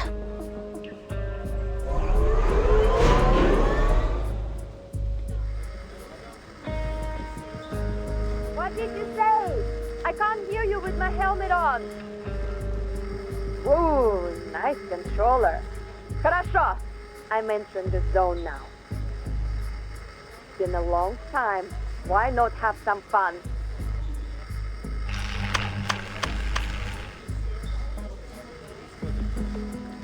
The light is flashing. What did you press? I switched it to the hardest mode. You better get it together. Wait!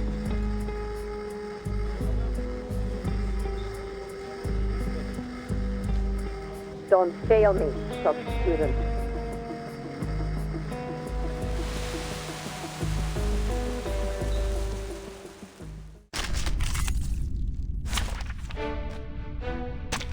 Let the overture begin!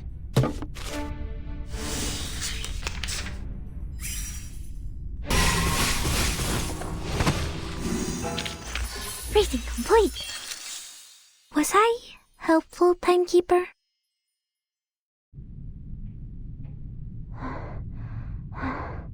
I am exhausted.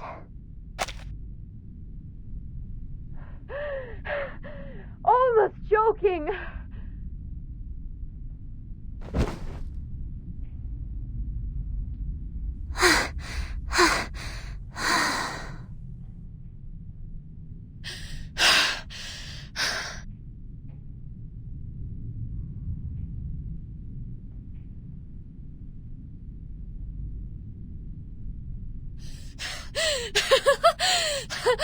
I haven't had so much fun for centuries.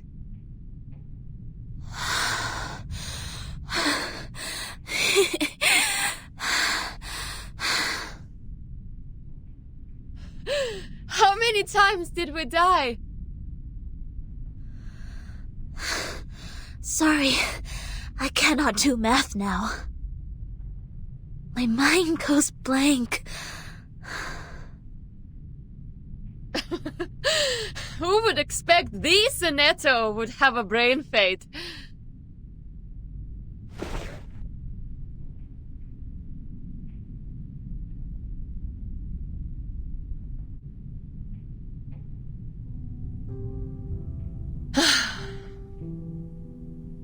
Have you heard the result of the debate? I heard that the number of people opposing the draft significantly increased after the debate. It's not going well. Soon will be the voting session. The opposition has taken the lead. I hope Miss Druvis can hold out. You visited them? I submitted a request to enter that building. The system arranged guards to accompany me to ensure my safety. The moment they entered the building, they started sawing the trees, saying that they need to carve out the path. Since then, I have not been there. 4.5 weeks. After that, they can't hold on for any longer. Really? In that case, the vote result has to come out before that. Hi, may the peace be with us.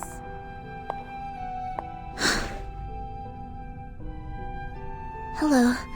May the peace be with us. Do you mind giving us some privacy? Do whatever you like.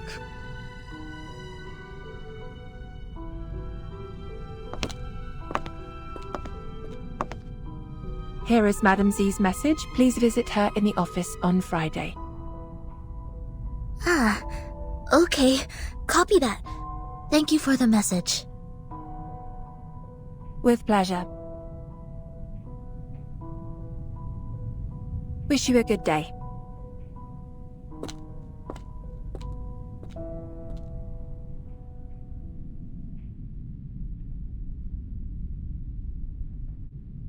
Are you leaving?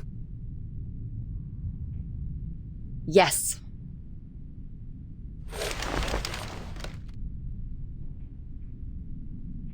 Do you know how the penalties for destruction of public property of the Foundation and Brawl are determined?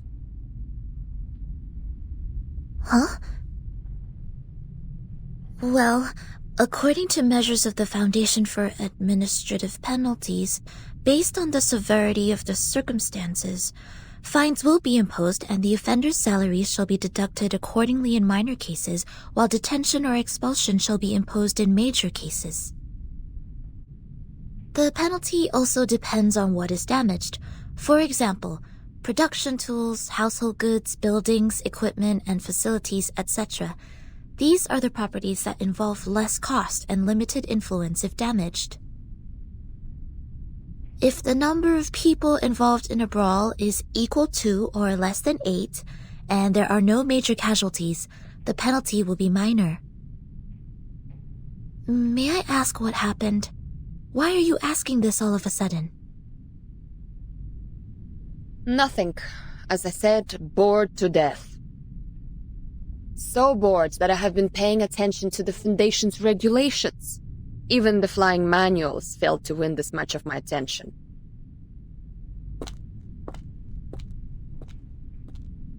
So long, Sonetto. Hopefully there's good news for us next time I see you.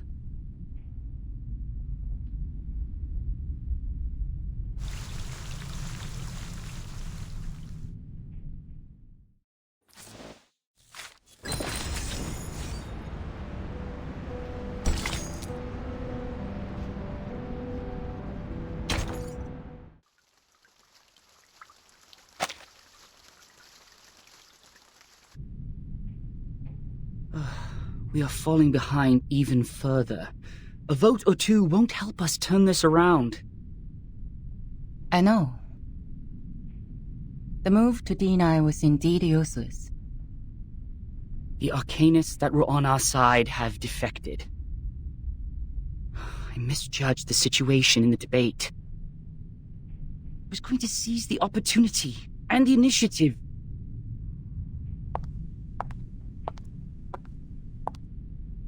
To seize the initiative may bring us the chance.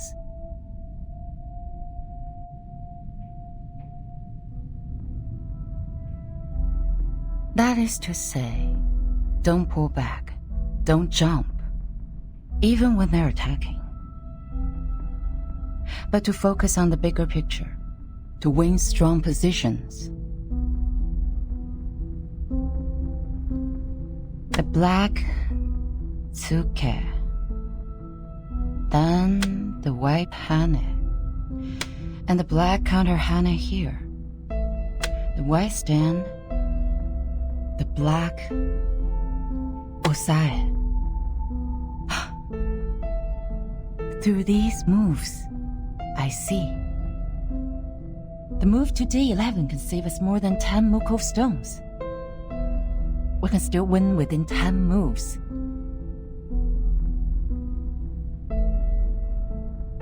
Mark. Yes? Are there any other things we can do?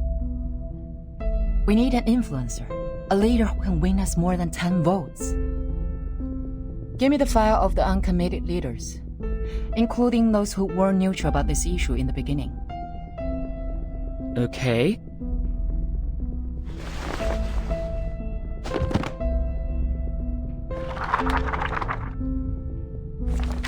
Boz. No. Too young to be convincing. Noni, head of the Natural Resource Committee? There are only 3 of them in the group. Senator Bernard, leader of the Mankind Caucus. Forget it. Bernard? Oh, yes. He can be your man. He is eloquent and leads a group of 11. All of the 11 are his loyal followers.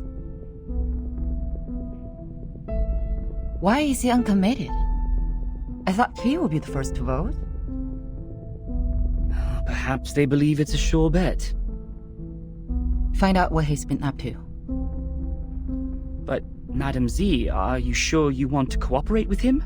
This doesn't make any sense. We don't even serve the same group. Mark, we're all serving for the Foundation's future. I just want to know what he needs now. The office in Chicago, US. He is trying to cover that region with his influence. Bernard believes the employees there are guilty of serious dereliction of duty. They discriminate against humans of different classes and are suspected of committing electoral fraud in collusion with the local capitals. The Supreme Court's investigators have already intervened. But they cannot go out due to the storm right now, so the case is pending investigation. Chicago office. I've read the reports on there. I see. Great. Exactly what we can help with. Through what? Through Soneto. I have a meeting with her on Friday. This may lead us to a win-win situation.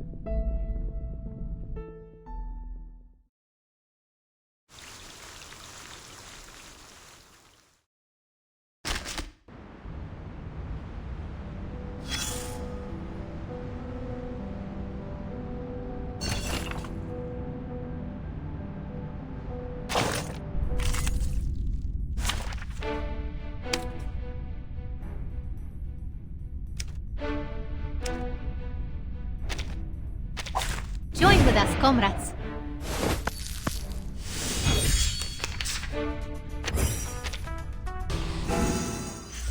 I will pray for you.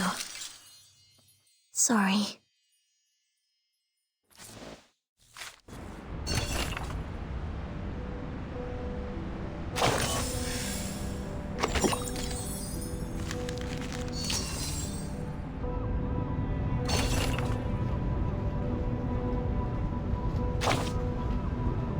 That was a good sleep, dude. You drooled everywhere. Almost glued my eyelids. You didn't expect there to be so many complicated, confusing factions in the Foundation. Can't they just make this institution simpler so that people can tell one group from another easily? Like telling the difference between cake layers? The Foundation is a mess. Listen up. It drifts along the chaotic swirl between order and disorder, enticing countless idealists and realists to come over. The storm exacerbates the chaos. Those arcanists who were snorkeling are now surfacing. You see, Miss Z is a great example. She is even sitting at the same conference table with the human elites. The undercurrents, however, are still lurking. Natural Resource Committee, Mankind Caucus, Culture and Education Department. Their members are hard to differentiate given the intricate backgrounds. They bustled for benefits and mired in countless trivial matters. You see, you need to divide them into groups, and divide until you break a huge entity into small groups, as small as possible. That's when they are able to clean the vomit on the living room floor effectively and emotionlessly.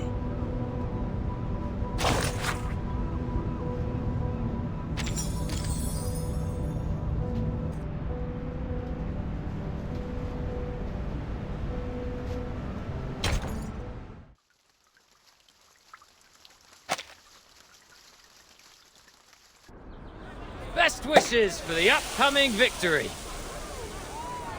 It will be the final vote soon. It's a stunning victory for us. Cheers! Cheers! May the peace be with us.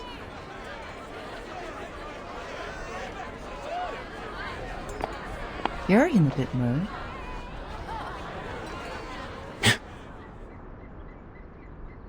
Z? You must be in the wrong room. You can't find those friends who tell Balderdash here.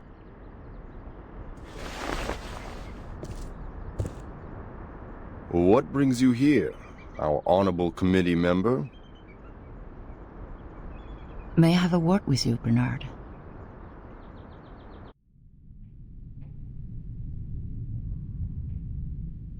Let me check my watch again. It's 3 in the afternoon. I don't think I've drunk that much. Could you repeat that again? You want me to canvass for you? To be more precise, to form a partnership. My, what a creative idea. What can you offer? Not supporting such a stupid draft next time? Or recruiting new arcanists for our caucus? What about a witness for the case of Chicago office?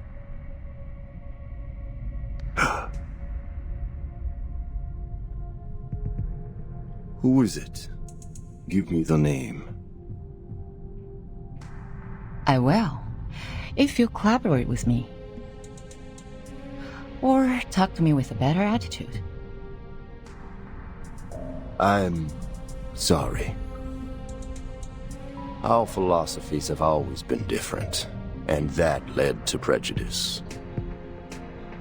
But being mysterious won't show us sincerity for each other, right? A staff of mine is willing to testify as a witness. Her report can prove your point. Strong enough to prove their negligence? It depends on the special prosecutor. But the evidence is strong enough to prove that you're innocent from setting up others out of your personal interest.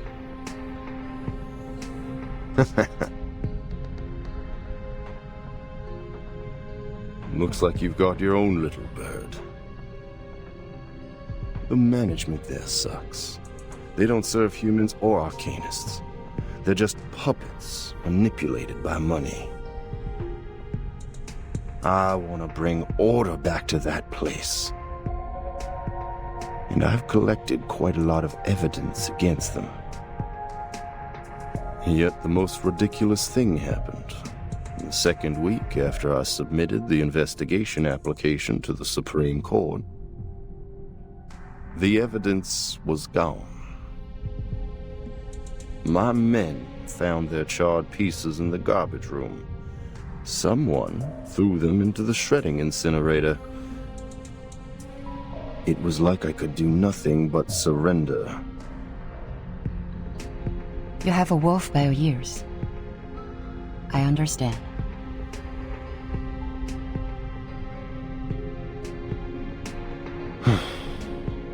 But you're asking for too much. 11 votes. We're on the opposite side. I can never persuade all of them to vote for you. Besides, the court session of the Chicago case starts later than the final vote. Don't tell me you want the service before you pay for it. Don't worry. You can vote after testifying. How are you gonna do that? I will do what I can, in my power. The vote won't start so soon.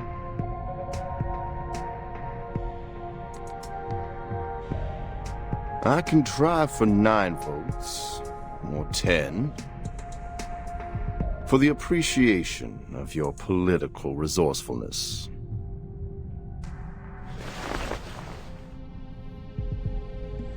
Good luck making a better Chicago office, Bernard.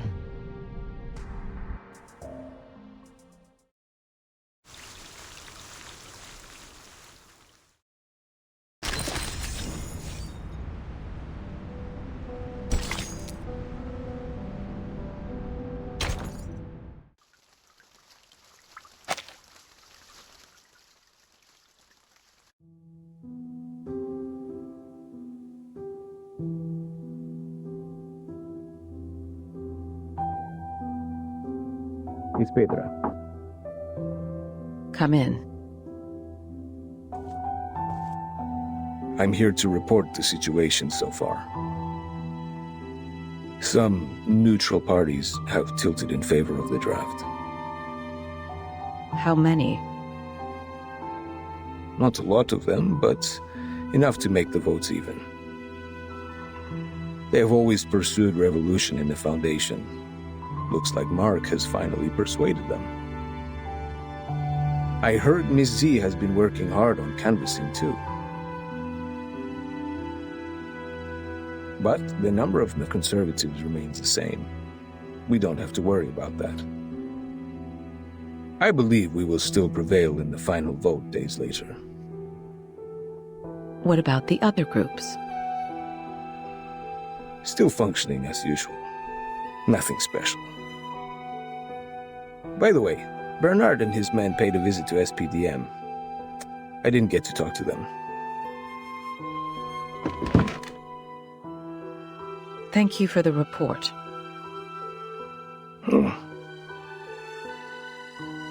She's never been so persistent. Do you know why she's been so different this time, Pedro?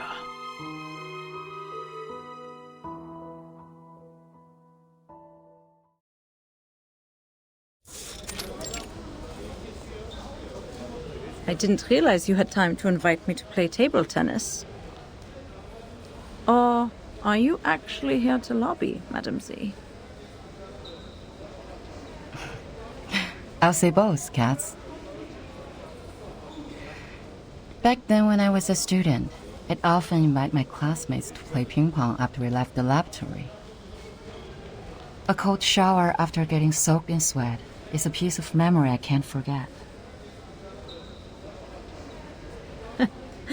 You remind me of the old days in the table tennis varsity. You're the only one I can practice with here. Serve it, Madam Z. Let's compete.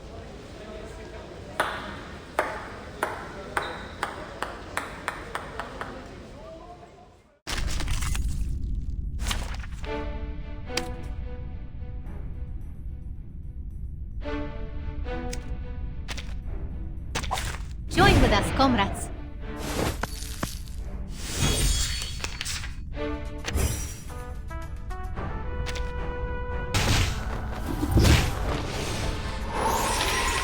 Keep going for our dream, comrade.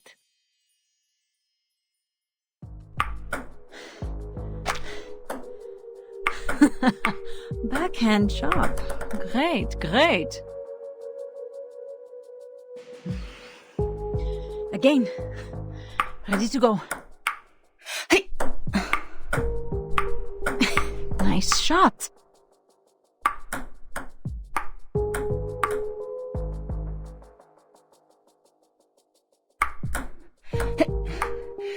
We're planning to revise some articles in the draft. Which articles? The articles about strengthening the control of registered arcanists.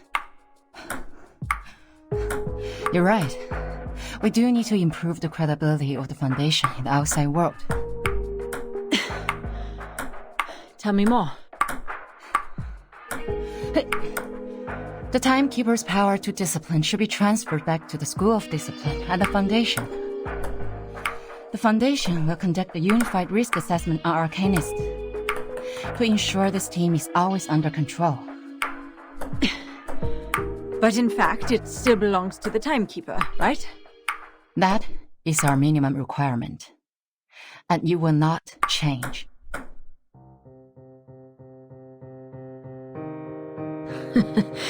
I didn't expect you to compromise. It's not a compromise. It's a reasonable amendment to the draft. Transferring the power of education and discipline to the Foundation will help lower the budget and reduce the pressure on Burton.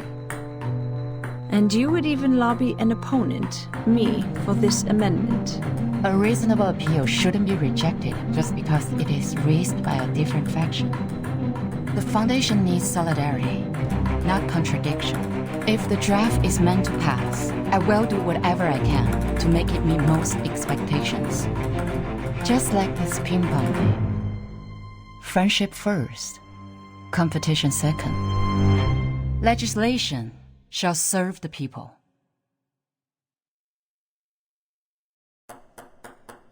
You have my vote, Madam Z.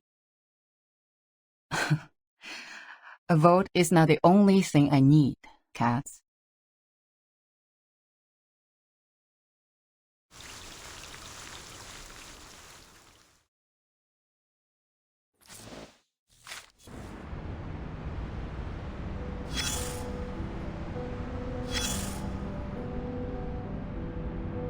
Ping pong, ping pong, ping pong, ping pong, ping pong, ping pong. Yes, an imitation show. A ball imitation show, little thing. You're imitating the Messiah, while I'm imitating an orange ball made of plastic. Being pushed back and forth by two rackets, I have nowhere else to go. Once they apply a force on me, I can't help bouncing to the sky. You can see how the air flows across my dry, wrinkled skin. Oh, what a coincidence. Aren't you in the same situation as mine now? Ha! Look at your frowning face. Your face wrinkles from the eyebrows to the nose tip, but people can barely see those light furrows. We know what that means. You have a poker face, and it's never your fault. But for now, your face is not the thing that matters. Well, maybe for someone it is, but still, it's not. You know what really matters?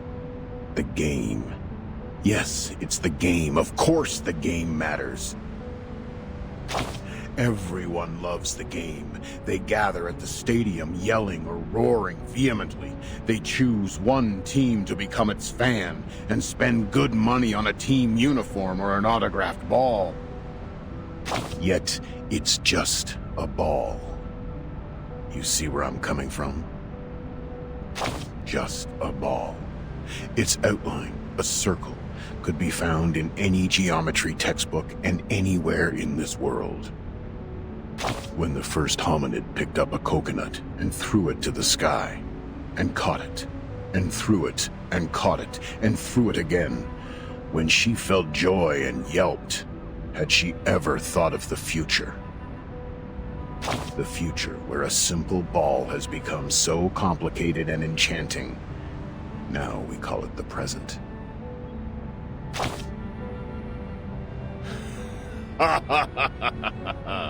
Yes, sure. Complicated and enchanting. Use your silly and smart head to think about this ball game carefully.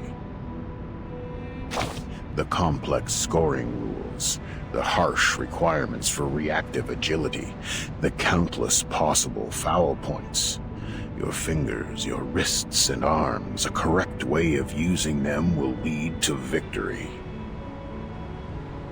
What matters more is, like every ball game, it focuses on how you serve the ball and hit it back. It's not an easy job as it sounds. When you are in the game, you need to concentrate. Where will the ball come from and how will you return it to your opponent? You need to figure that out within half a second. Use your power in a proper way.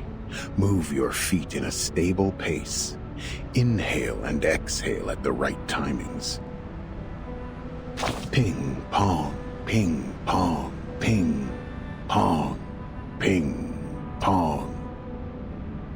The sound will last forever and ever, until that bouncing little thing falls to either side of the court.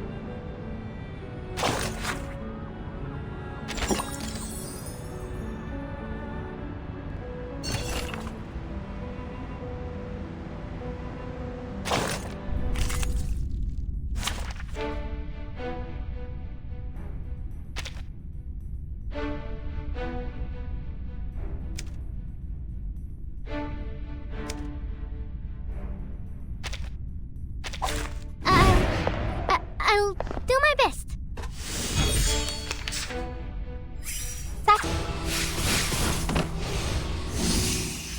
Keep going. For our dream, comrade.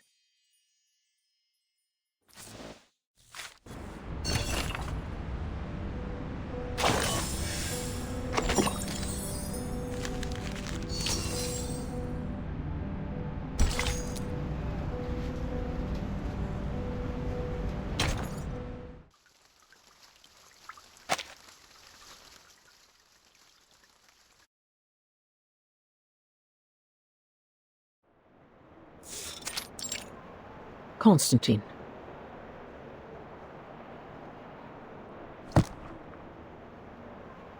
Has the voting started? You see, here is the number of votes I have estimated. The pro-drafts will lose by 5 votes to their opponent. Don't forget our bet. The one who loses will pay for the new stamps.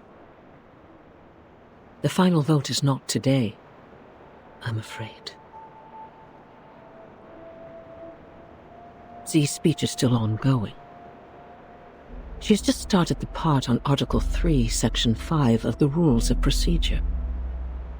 But the speech has already lasted 7 hours. Even some delegates have left.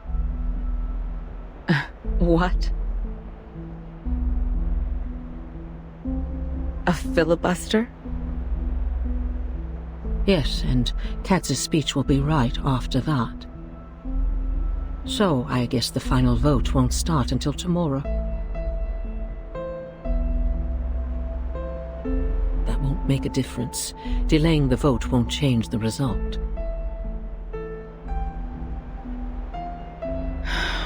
We don't know yet. I didn't expect that she would be trying so hard. But for me, this is not necessarily bad news. The filibuster will only have two outcomes. It is either one of the parties wins over 2/3 of support and gains victory, or both parties get stuck in a tug of war. If this tug of war doesn't end with a clear outcome, the Storm Reformation will end up completely dead and forbidden to be discussed within 5 years. Are the stakes getting too high?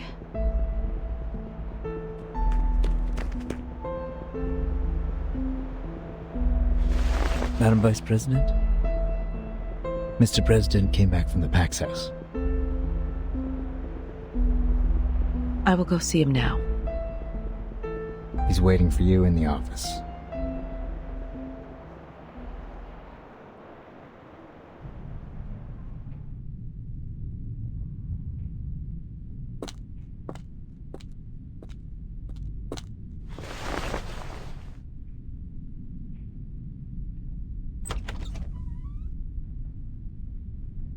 Mr. President. Good day to you, sir. May the peace be with us. May the peace be with us. Are you feeling better these days? I can still hang in for a few years. Thank you. Are they doing all right? Just as usual. Nothing to worry about.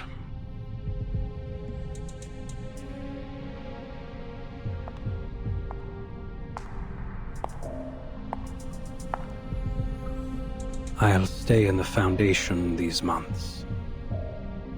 The agenda is well arranged. There is something more important that I must tell you in person. That meant a lot, Maya. And then, the more. This is their judgment. Yes.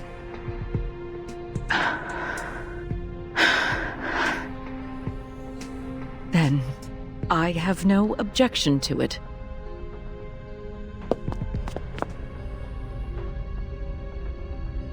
Hold tight, my friend.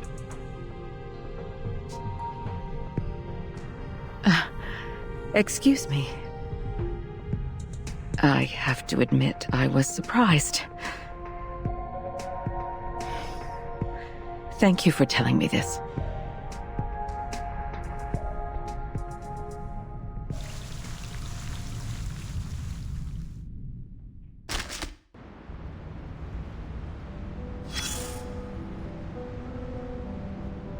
Look at where you are.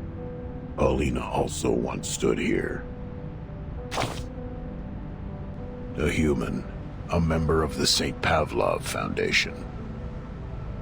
She started from here, took 33 steps and a half, turned left, opened the door, and then turned right, went on for another 5 meters. She stopped and opened the Historical Intelligence Cabinet. For work, sweetheart. Most of the actions we took in most of the time were for our jobs, or for the sake of getting one. She's a good employee, the kind of person who sincerely wishes to contribute to society. Her dedication to work equally applied to events as big as maintaining peace, and matters as trivial as looking through old files. It was the 1931 file, or the 1935 one. She hasn't gotten there yet. But there is another folder which has caught her attention. On December 28th, 1932, on the wonderful day of the Holy Innocents in Mexico, 13 Arcanist High School students attacked the crowd during the nighttime celebration. They claimed the oracle had uttered to them, from the inside of a gigantic Cordia Eleanoides, that they had to shoulder the responsibility to protect the people. So they took their wands and knives, carried bottles of potion of concocted picric acid and nitrocellulose, and walked into the festival market like any regular happy young people. Their attack led to 17 deaths. 6 were injured, among which 4 were disabled for life. One young girl among the attackers couldn't physiologically stop her hysterical laughter, even when she was under arrest. She quivered convulsively, with her hands twitching tightly on 31-centimeter-long pruning shears. She kept muttering the word Bakoti, which is the common way to call the Cordia Eleanoides among the lumber dealers. In the Aztec civilization, it means giant mouth. Any mouth can talk. In this case of mass hysteria, this was the one true rule. Hysteria, madness, paranoia, hearing voices or seeing things. These abnormalities are the sparks flying in the air, and arcanists are like dry cotton. The encounter of the two will cause a fire. Paulina complained quietly. She accused the danger of fire, the risk of heat.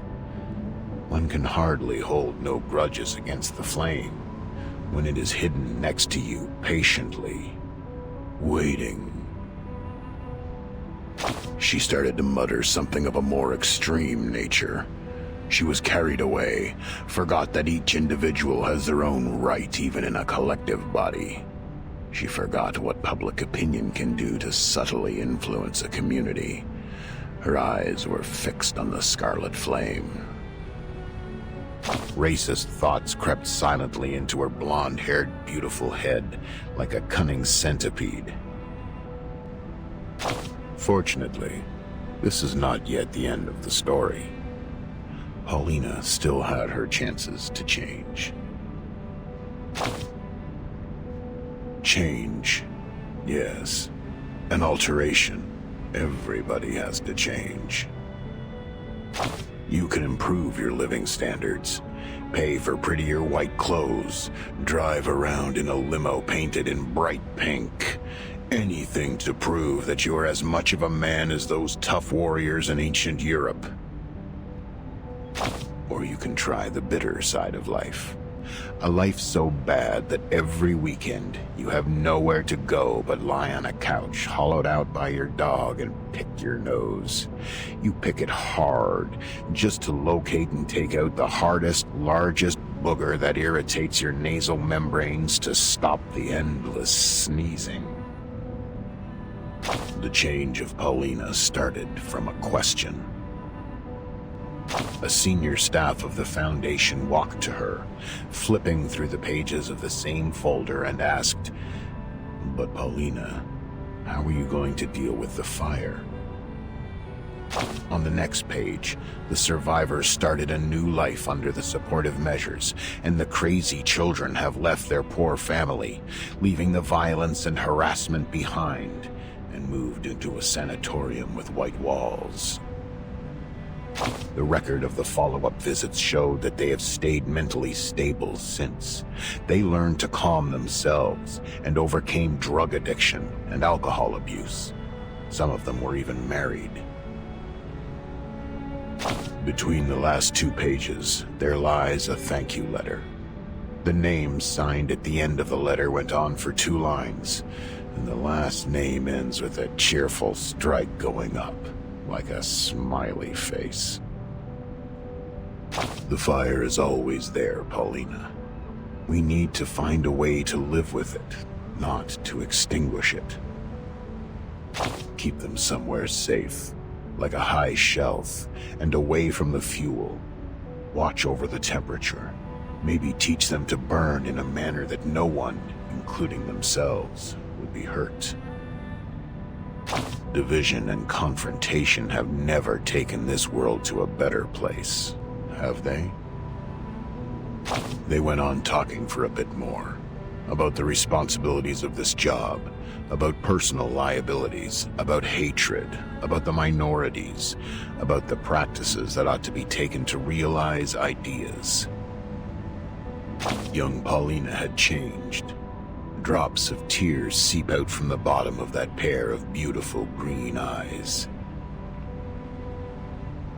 I shed tears with her, of course. Sadly, I was busy sucking the flavoring powder on chips off my fingers and missed the right moment to wipe those tears off my face. Nevertheless, this is my favorite episode. We should watch it again.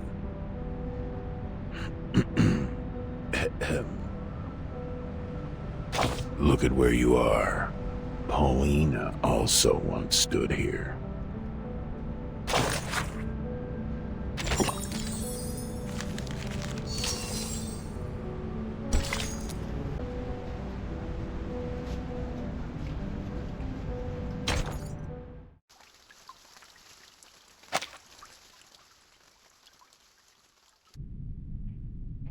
As witness?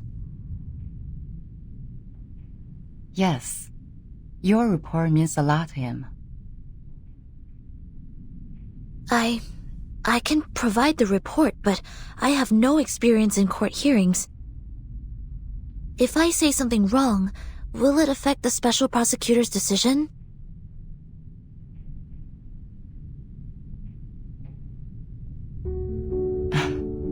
Sonetto, testifying is not taking exams. The court doesn't need a skillful witness.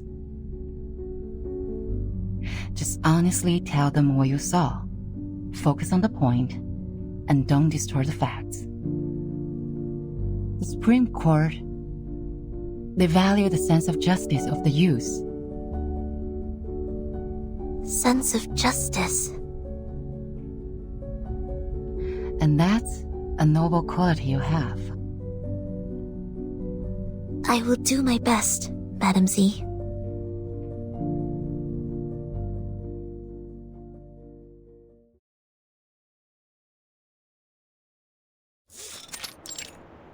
Call the witness.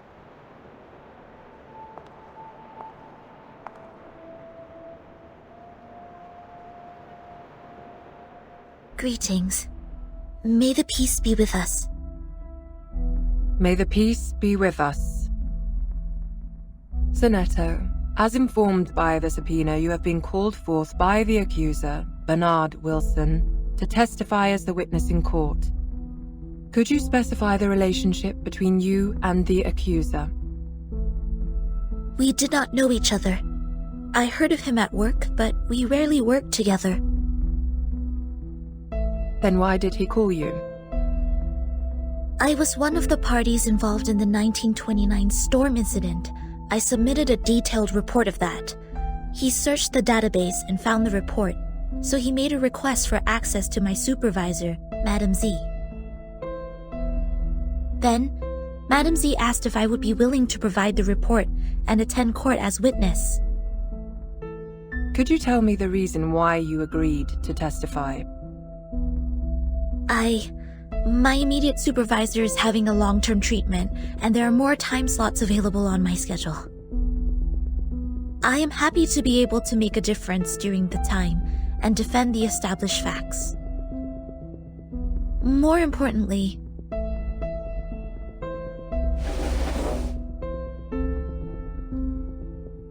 I personally believe that there is still much room for improvement for the Foundation's office in Chicago in the United States.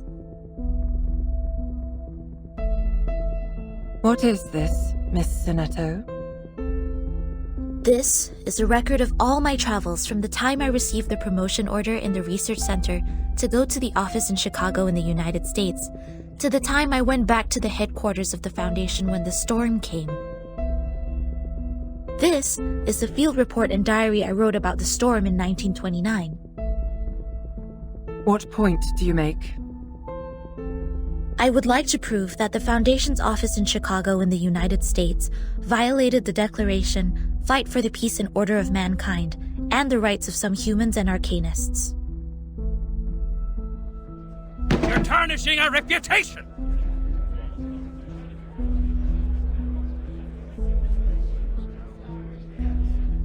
I request a debate duel.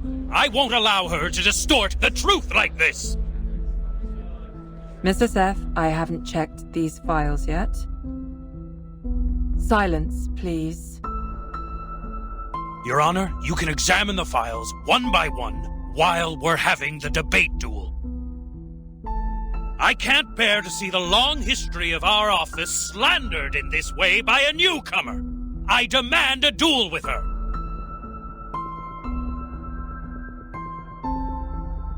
Sonetto is an investigator with rich combat experience. There is no good dueling with her.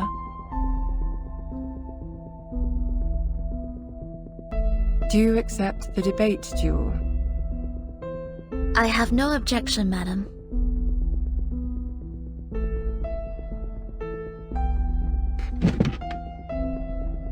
Please to the stage, duelists. The debate during your duel will be faithfully recorded. 3 defeats in the debate of one side will end the duel.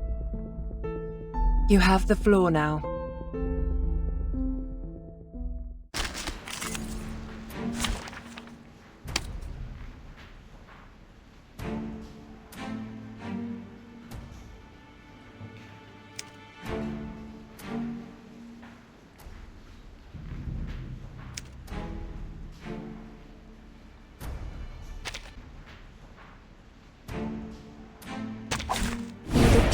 Be with us.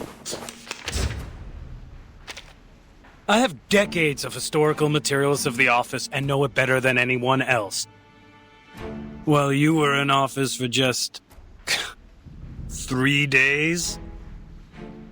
What makes you think your testimony is more valuable than my materials? Whether the history is long or short, it does not affect the validity of the facts. Article 78 of the International Law of Procedure states, any individual who has knowledge of the case and has an independent will is obliged to testify as witness. Hereon, I shall prove the value of my testimony. Sempre caro mi fu quest'ermo cole. February 14th, 1929, after the storm. Half of the staff in the office were absent from work. I learned that this was permitted by the director. They were required to sell alcohol in speakeasies at night to make a profit for the office. The malpractice at daytime was therefore tacitly approved. This can be found in photo appendix number 3-12-8. Slander! It's individual behavior of the employees who do not comply with the rules. Legna sereno intenso ad infinito. That morning, an hour and a half before my encounter with Timekeeper, a procession appeared in the square in front of the office. They were mostly humans, with a few arcanists. They were protesting against the high registration fee charged by the office for registering their identity information. In addition, there was a racial brawl in the square, but the office did not send anyone to pacify the crowd or maintain the order. Do you have any evidence? I wrote them in my diary. Does that count as evidence? Yes. Please tell me which page it is on. Sereno intenso ad infinito. These are all insignificant glitches. To be honest, you can find similar problems in any large institution in the world. As long as we manage the office in a different way or change the staff, it would be improved. But you claimed that we violated the Declaration of Peace. This is pure slander, gross defamation. I am not slandering the office. Schneider. You refuse to offer a human, no, an entire family, the shelter of the Foundation. Briefing complete. Was I helpful, Timekeeper? Schneider, a friend we met in Chicago. She once chose to join the Foundation under the pressure of both the Storm and Manus Vindicte. But instead of offering any solution or help, you just gave her a rejection letter. I found this letter in her suit pocket. It had a small line written on it. Popper's... fuck off. I had completely no idea what this was about.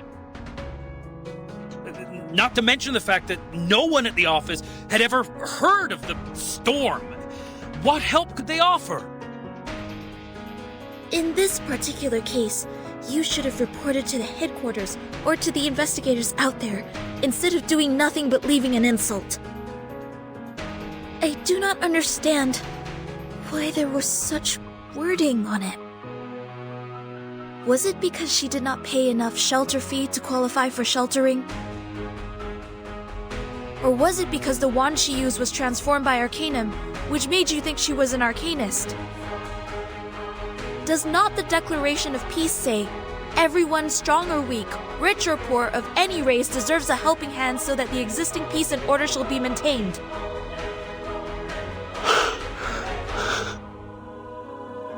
They were humans. If only they had made it to the headquarters sooner. Maybe they...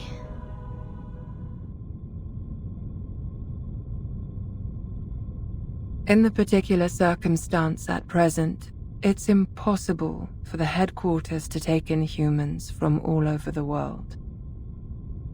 But you bring out a possibility better than anything that happened. Thank you very much for your testimony, Miss Sonetto. And also for the debate, Mr. Seth.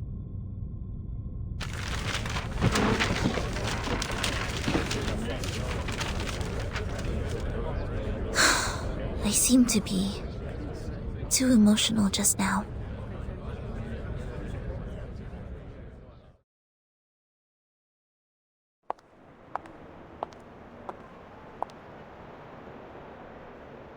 Miss Sonetto,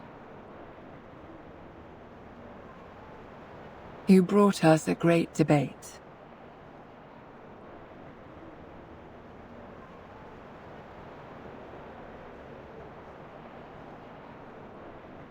Have you heard of the Supreme Court? You should come when you're free.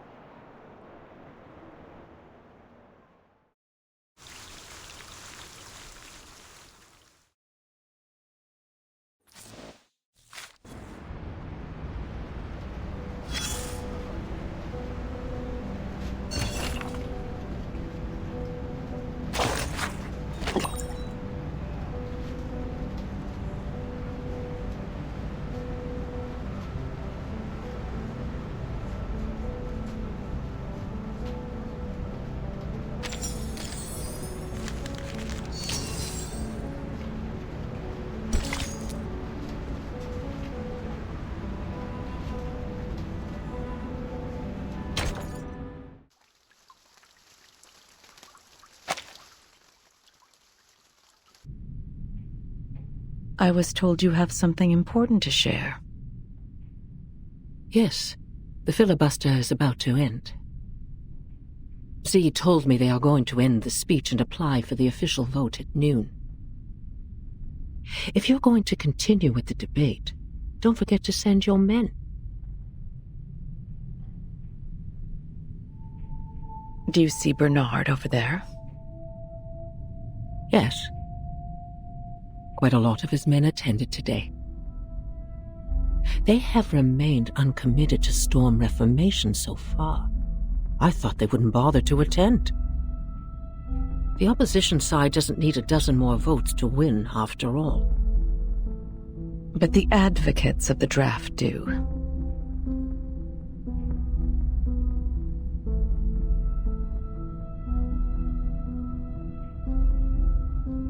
There will be a new draft given to you in 2 hours. I brought together a revision group last night with some hired experts. We have adjusted some of the articles in the previous draft. I will need you to present it to everyone when the time comes. What for? Is their draft going to be adopted?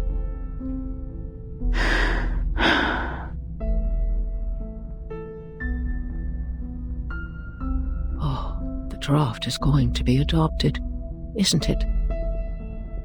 There are things that even I cannot maneuver. All I can do is bring benefits to as many people as possible. I have specifically made some amendments to the clearance to educate and discipline unregistered arcanists in Section 3 on page 21, as well as the duties and obligations of the Timekeeper's special team in Section 1 on page 40. Every arcanist assigned to the Timekeeper's department will be put through the Foundation's risk assessment and graded accordingly.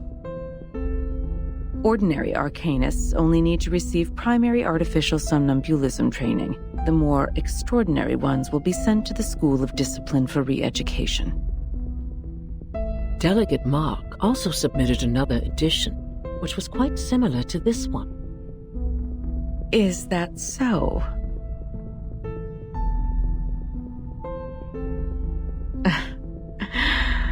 Well, very well. I'm pleased we have reached a consensus even before we meet. Here are more things we have revised. Given their resistance to the storm, the Timekeeper's special team will take up more work related to Manus Vindictae. The Foundation will utilize their abilities. We have also fine-tuned the details. They will be given more executive power while the Foundation retains control over all things. Remember, we have to make everyone aware of these changes before the voting starts. We have to make sure this version of the proposal is the one that gets the final approval in the end. Understood. Can't believe this is happening. Huh.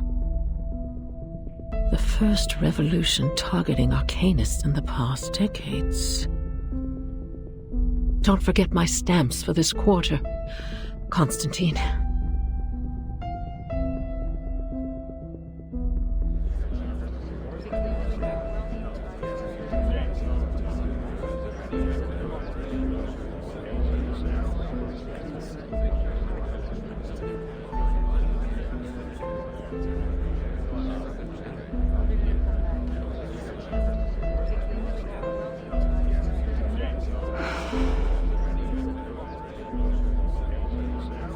Am I so tired that my eyes are failing me? No, it's not the time to relax. Just 2 more hours. Hang in there. It will end soon.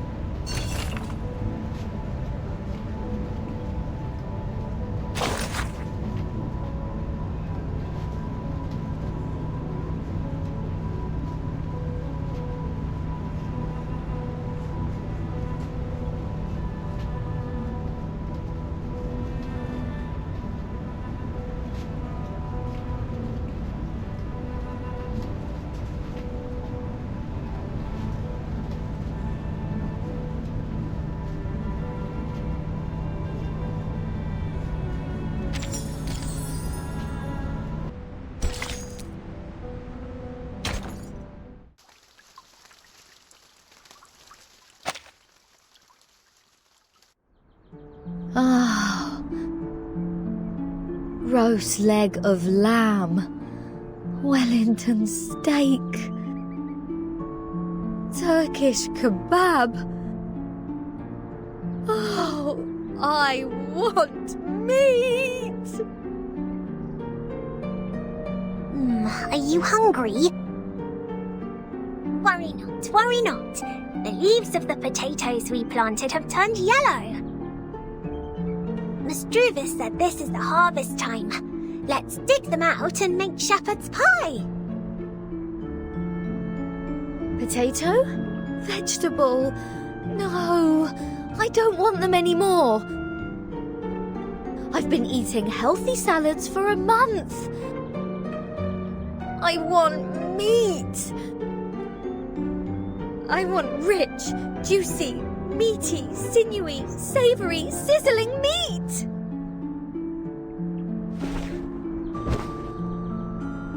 Wait. It smells so good. That's meat!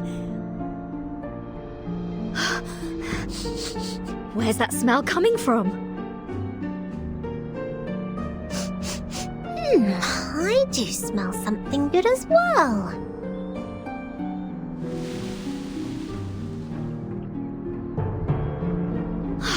I'll take a look.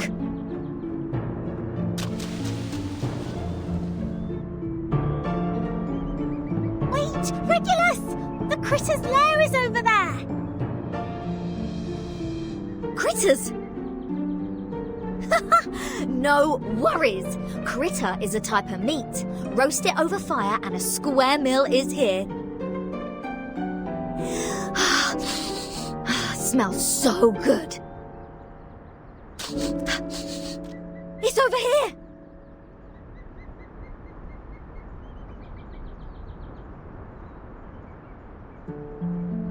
Oh no, what can I do? Father said some critters could cause hallucination and diarrhea if eaten. What's going on, Miss Sotheby? Why are you here walking around alone?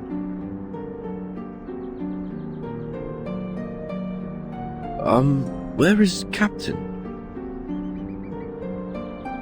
Oh, good to see you here. Regulus said she smelled meat and went straight to the forest to catch critters. Waffle. It has been too long since we last had Dr. Pepper.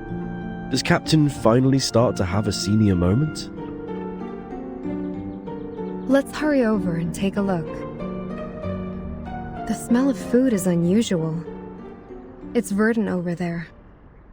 There may well be other dangers lurking somewhere.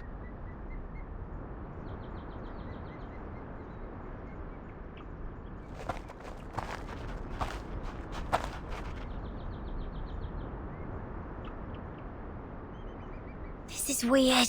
Where on earth does the smell come from?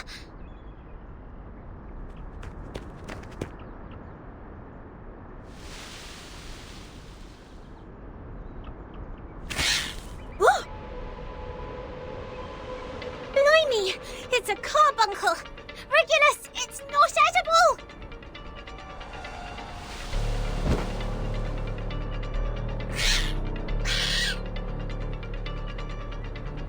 That's the lair of carbuncles. They've been stirred up. Whoa! A bumper harvest of critters! Come and help! Hold on, Captain. We're coming.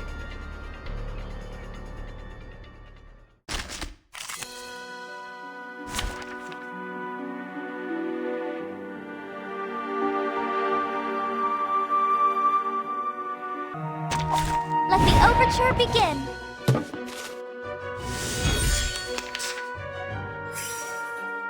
I dedicate this song to you.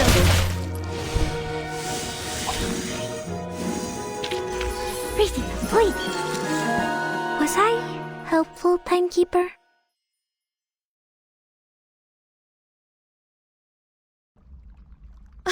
Oh, are they really all inedible? I did smell the sizzling meat. Oh, it's somewhere around here. Right around... Oh, hi.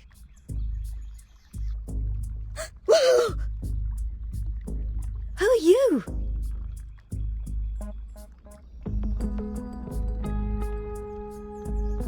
Lilia? What are you doing here?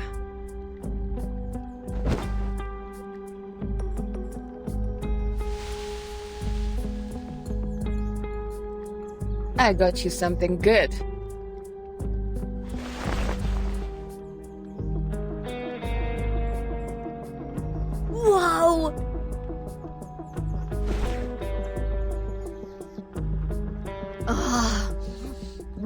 it tastes so good. So good. I barely know what Greece is supposed to taste like.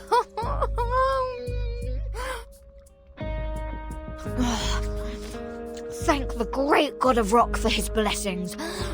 This pirate finally gets some meat to eat. Huh? It is me you should thank, the goddess of victory, who soon brings you freedom. Bring us freedom soon. May I ask, how should I interpret your words?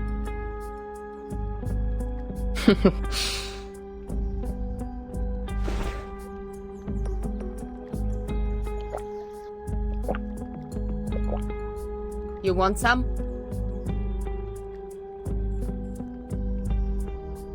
Thank you so much for coming alone and providing us with supplies, Lilia. However, please tell us why you were here. Did Madame Z send you? Already been 4.5 weeks, right? This is not the first time I visit you guys here. The one hiding in the shadow last time? It's you? I wonder how much longer you can hold on for Vertin. You see, saying is one thing, fighting is another. I've seen many deserters. Way too many. Crying out loud, peeing their pants, drooling all over on their rabbit foot. But you guys are different. You actually did it. You conquered places in the Foundation, defended your own places, and put pressure on those in white till this day, the last day in this 4.5 weeks. That's the Stalnaya Volia I appreciate. If I didn't come today, would you eat your boots tomorrow? Of course not. We still have potatoes, almost ripe. And carrots.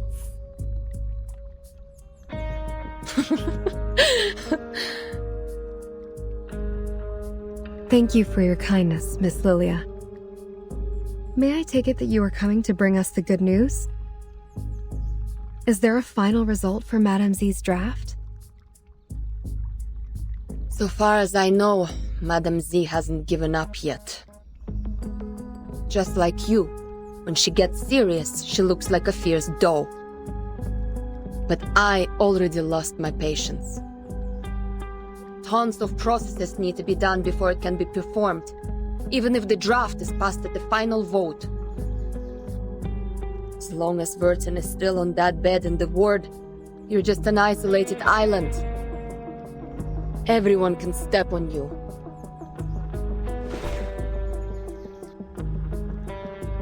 Take care of them for me when necessary. That's what Vertin said when she gave me the vodka. It's time to deliver on my promise. Are you going to do something dangerous? A thing that is worth the risk. I've been waiting for this moment for so long. Someone needs to wake up from the dream.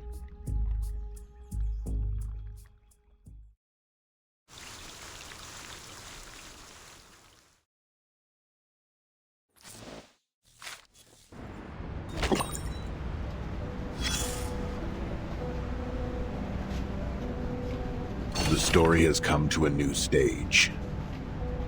It is fascinating.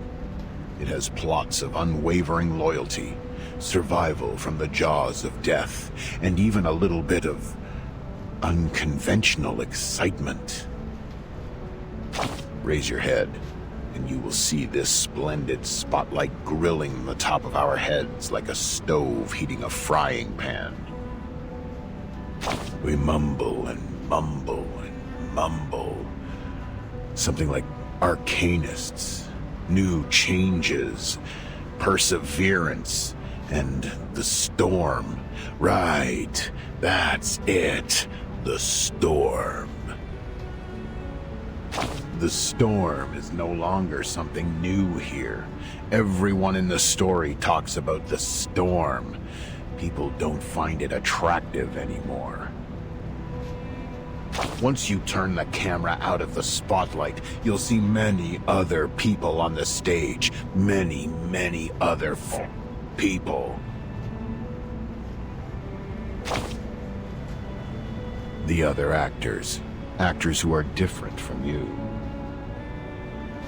Their name won't be listed in the cast at the end of the movie.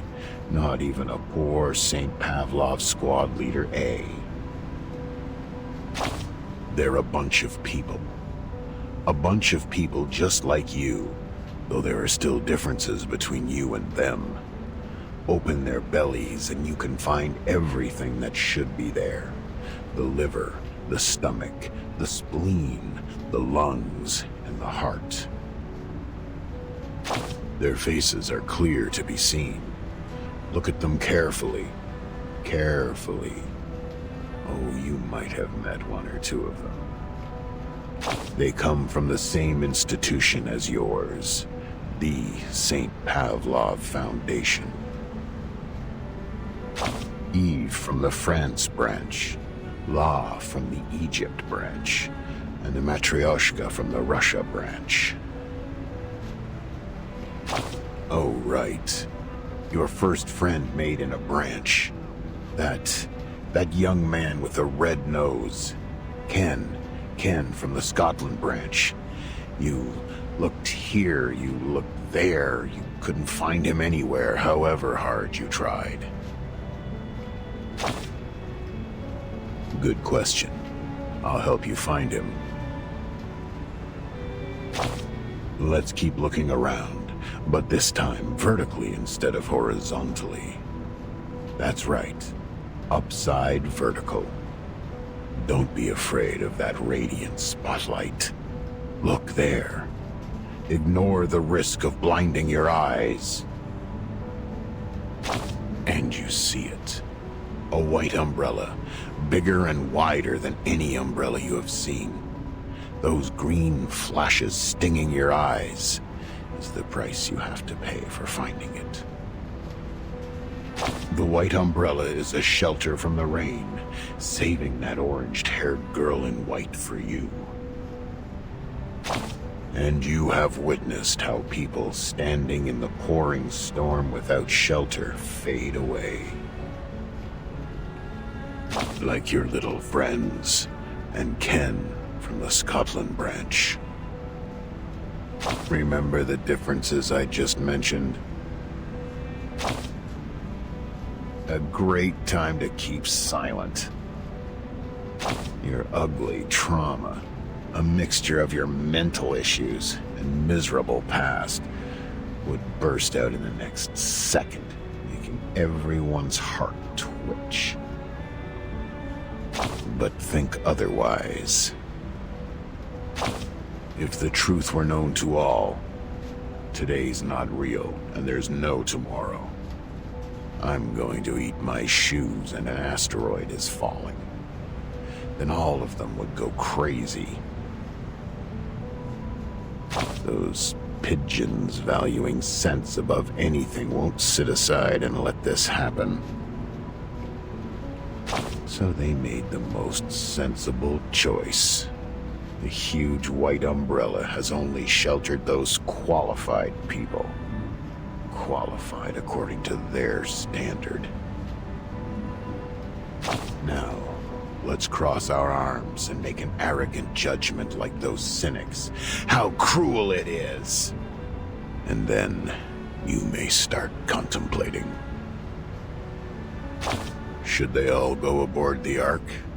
Can this Ark carry this many people? Try to raise the question as peacefully and slowly as you can, and their enthusiasm will be dampened and let out a sound like what you hear when you pour water into a heated pan.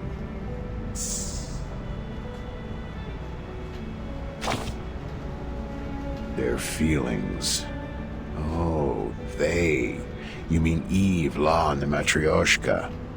Of course you care about your friends. That's a virtue of yours I won't forget. In order to understand their feelings, You need to bend down and reach. That's right. Reach for the dark corner under the stage. Until your fingertip is wrapped by soft, warm, and considerate black velvet, as comfortable as a mother's singing to her baby in a crib. That's what the people without a shelter above them are feeling now. More silence. You are really good at finding the right timing for your silence. Just like my friend and I are experts in farting soundlessly in the elevator cart. My hypocrite and dumb friend. Think about it in a different way. Who knows how much garbage there is under the stage? There may be liquid seeping out of rotten pastry and dairy products, intrusions of American cockroach with sleek abdomen crawling everywhere. Who can say it's not a blessing to know nothing about the truth? Especially when you can't leave this shitty place.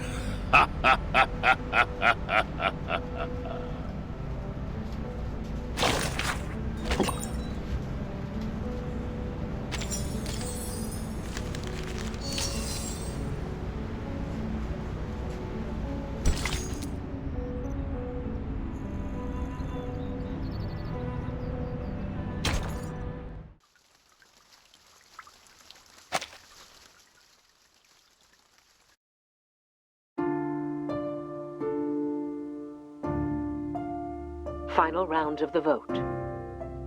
Voters, please hurry up. 1 minute to go.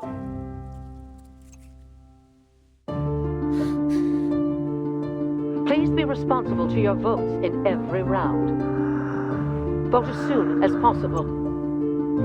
The draft advocates have more votes now, but they still need more than that to meet the supermajoritarian requirement. Please vote now. 30 seconds to go. Final countdown.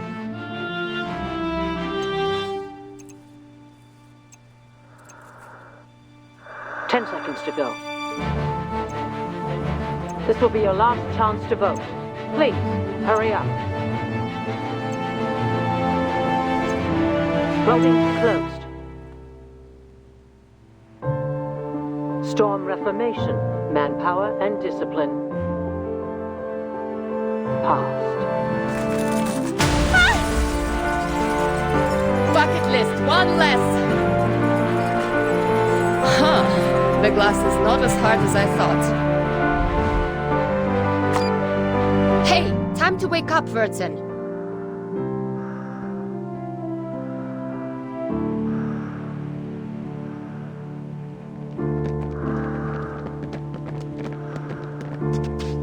What's that sound? What's going on?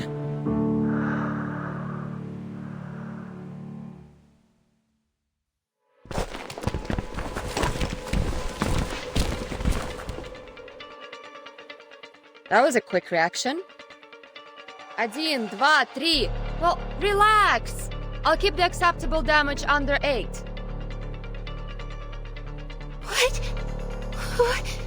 What is this?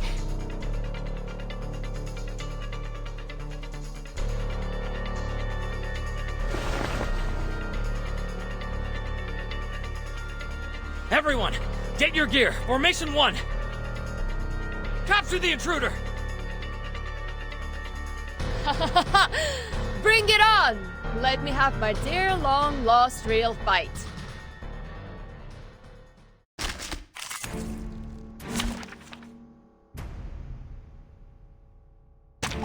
May the peace be with us.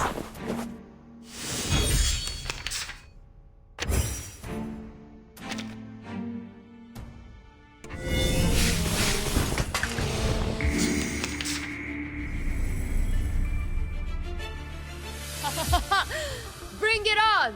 Let me have my dear long-lost real fight.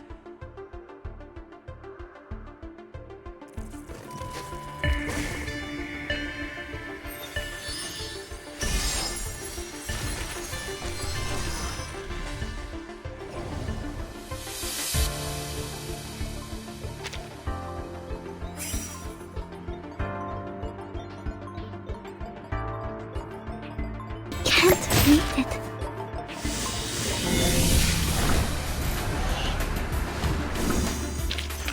I will pray for you. Sorry.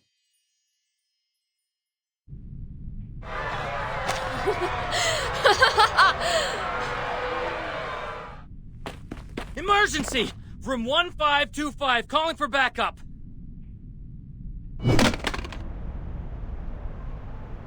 Hey, no backup! I need to strictly follow the damage control standard.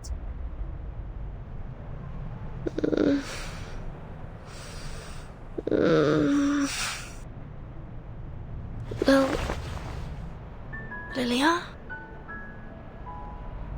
Finally awake? Nice. Time for us to leave. Come here and sit on the broom. Yes, behind me. Grab tight. Don't say I didn't warn you if you fall down and die.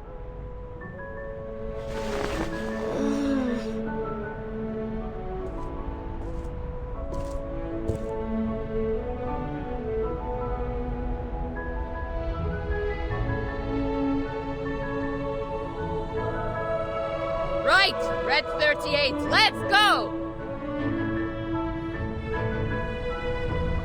Mesmer Jr.! Mesmer Jr., what are you doing? They're running away!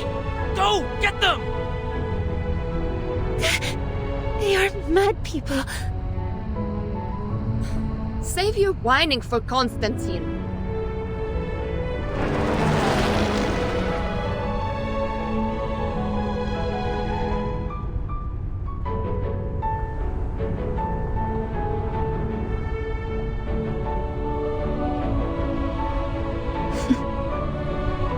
What good weather. My friends.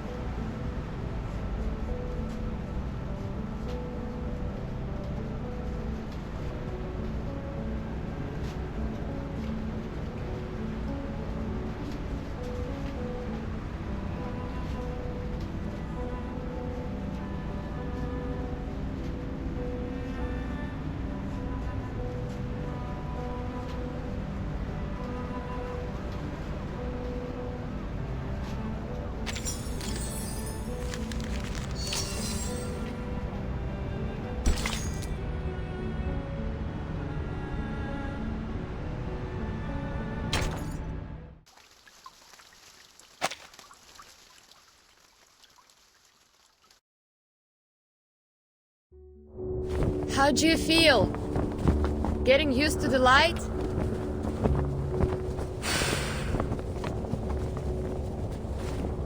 The wind feels so good. This is just an appetizer. I'll be gentle since you're just discharged. Are they alright? Good as new. They stayed up all night just to save you.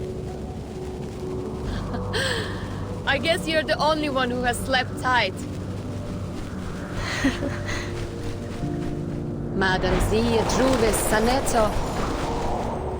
From the bill and the protesting to countless debates, planning, and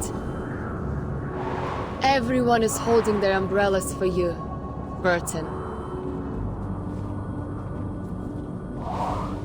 The storm, it will pass one day. Thank you. Thank you all. Yes. Everything is going to be alright. Enough flying. Time to head back. What are we doing next? No idea. Meet your friends first? Fight with your comrade in arms. Fear no danger ahead. Grab tight. I'm going to speed up.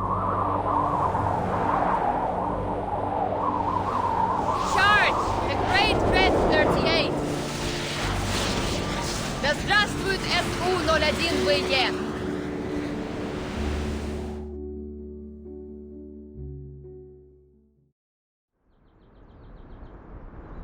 How are you feeling? Better now? It's killing me. Here's water. Captain, sip, please. Don't put too much pressure on your esophagus. This apple told you not to swallow leber in haste.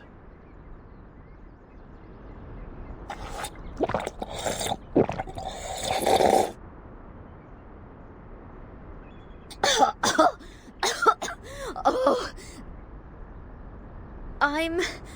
I'm alive. Oh, I thought I wouldn't be able to see the sun tomorrow, or see Vertin discharged.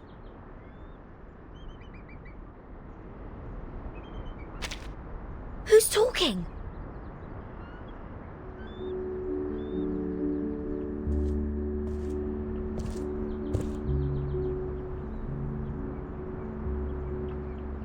Vertin! You're back!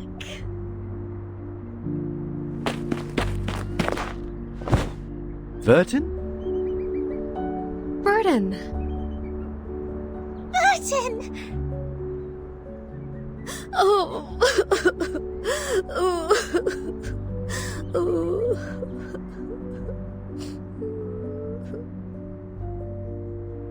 Are you feeling okay? There was a lot of equipment connected to you. Do you feel any discomfort? Do you need any nutritional supplements, Miss Vertin? We have a lot of healthy fresh salads here. Where did you come back from? What are all these white pigeons doing after you? You seem to have gained weight. No, lost weight. Oh, no. I'm fine. Fit as a fiddle. Just a bit of a headache, nothing else. It's good to see you again. Thank you for being here. Being around me.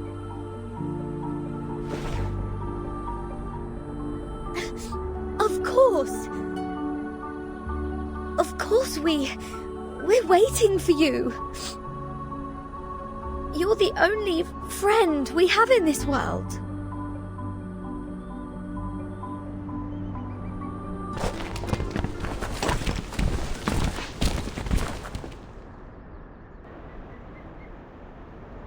Welcome back, Vertin.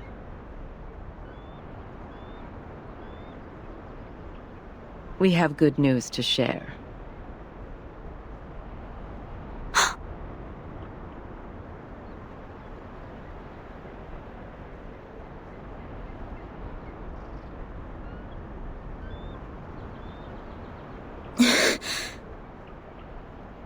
This is good. This is great. May I ask what good news? The passage of the bill, Storm Reformation, Manpower and Discipline. Once it's approved by the Pact Security Council, it will become law. Your friends and you will enjoy more autonomy and a life with even fewer restrictions. You will also have a more respectable status in the Foundation. Ms. Z will fill you in with more details. Thank you for telling me this.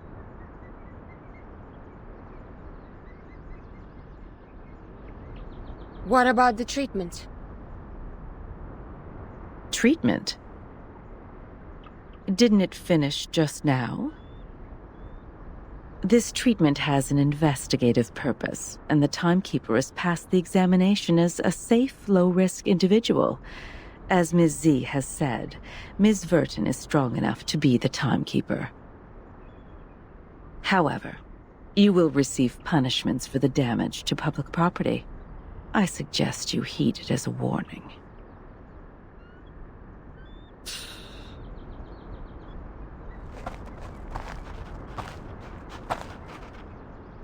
We should say our goodbye. Please rest well.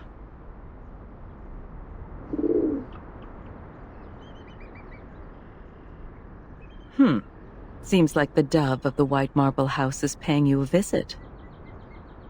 What do you mean? Nothing peculiar. It just means you have come to their notice.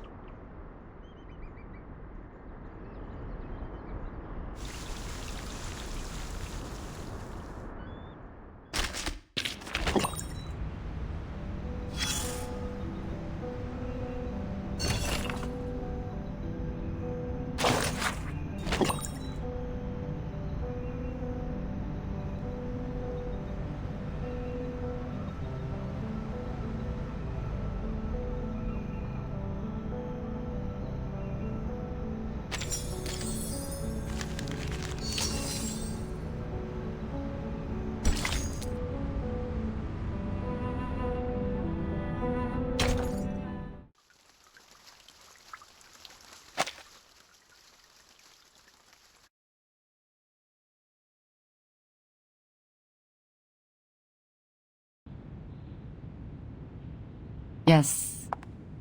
That's right. I got it. I'll reply you tomorrow.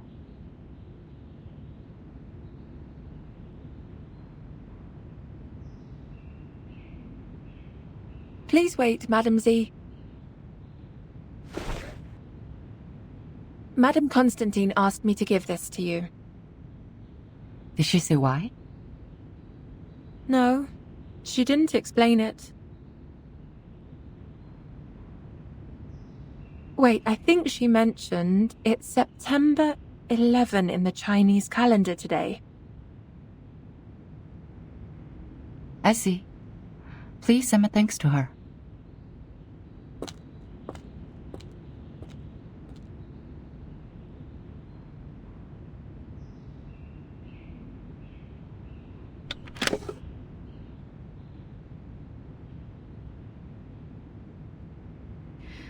I'm glad to witness your progress.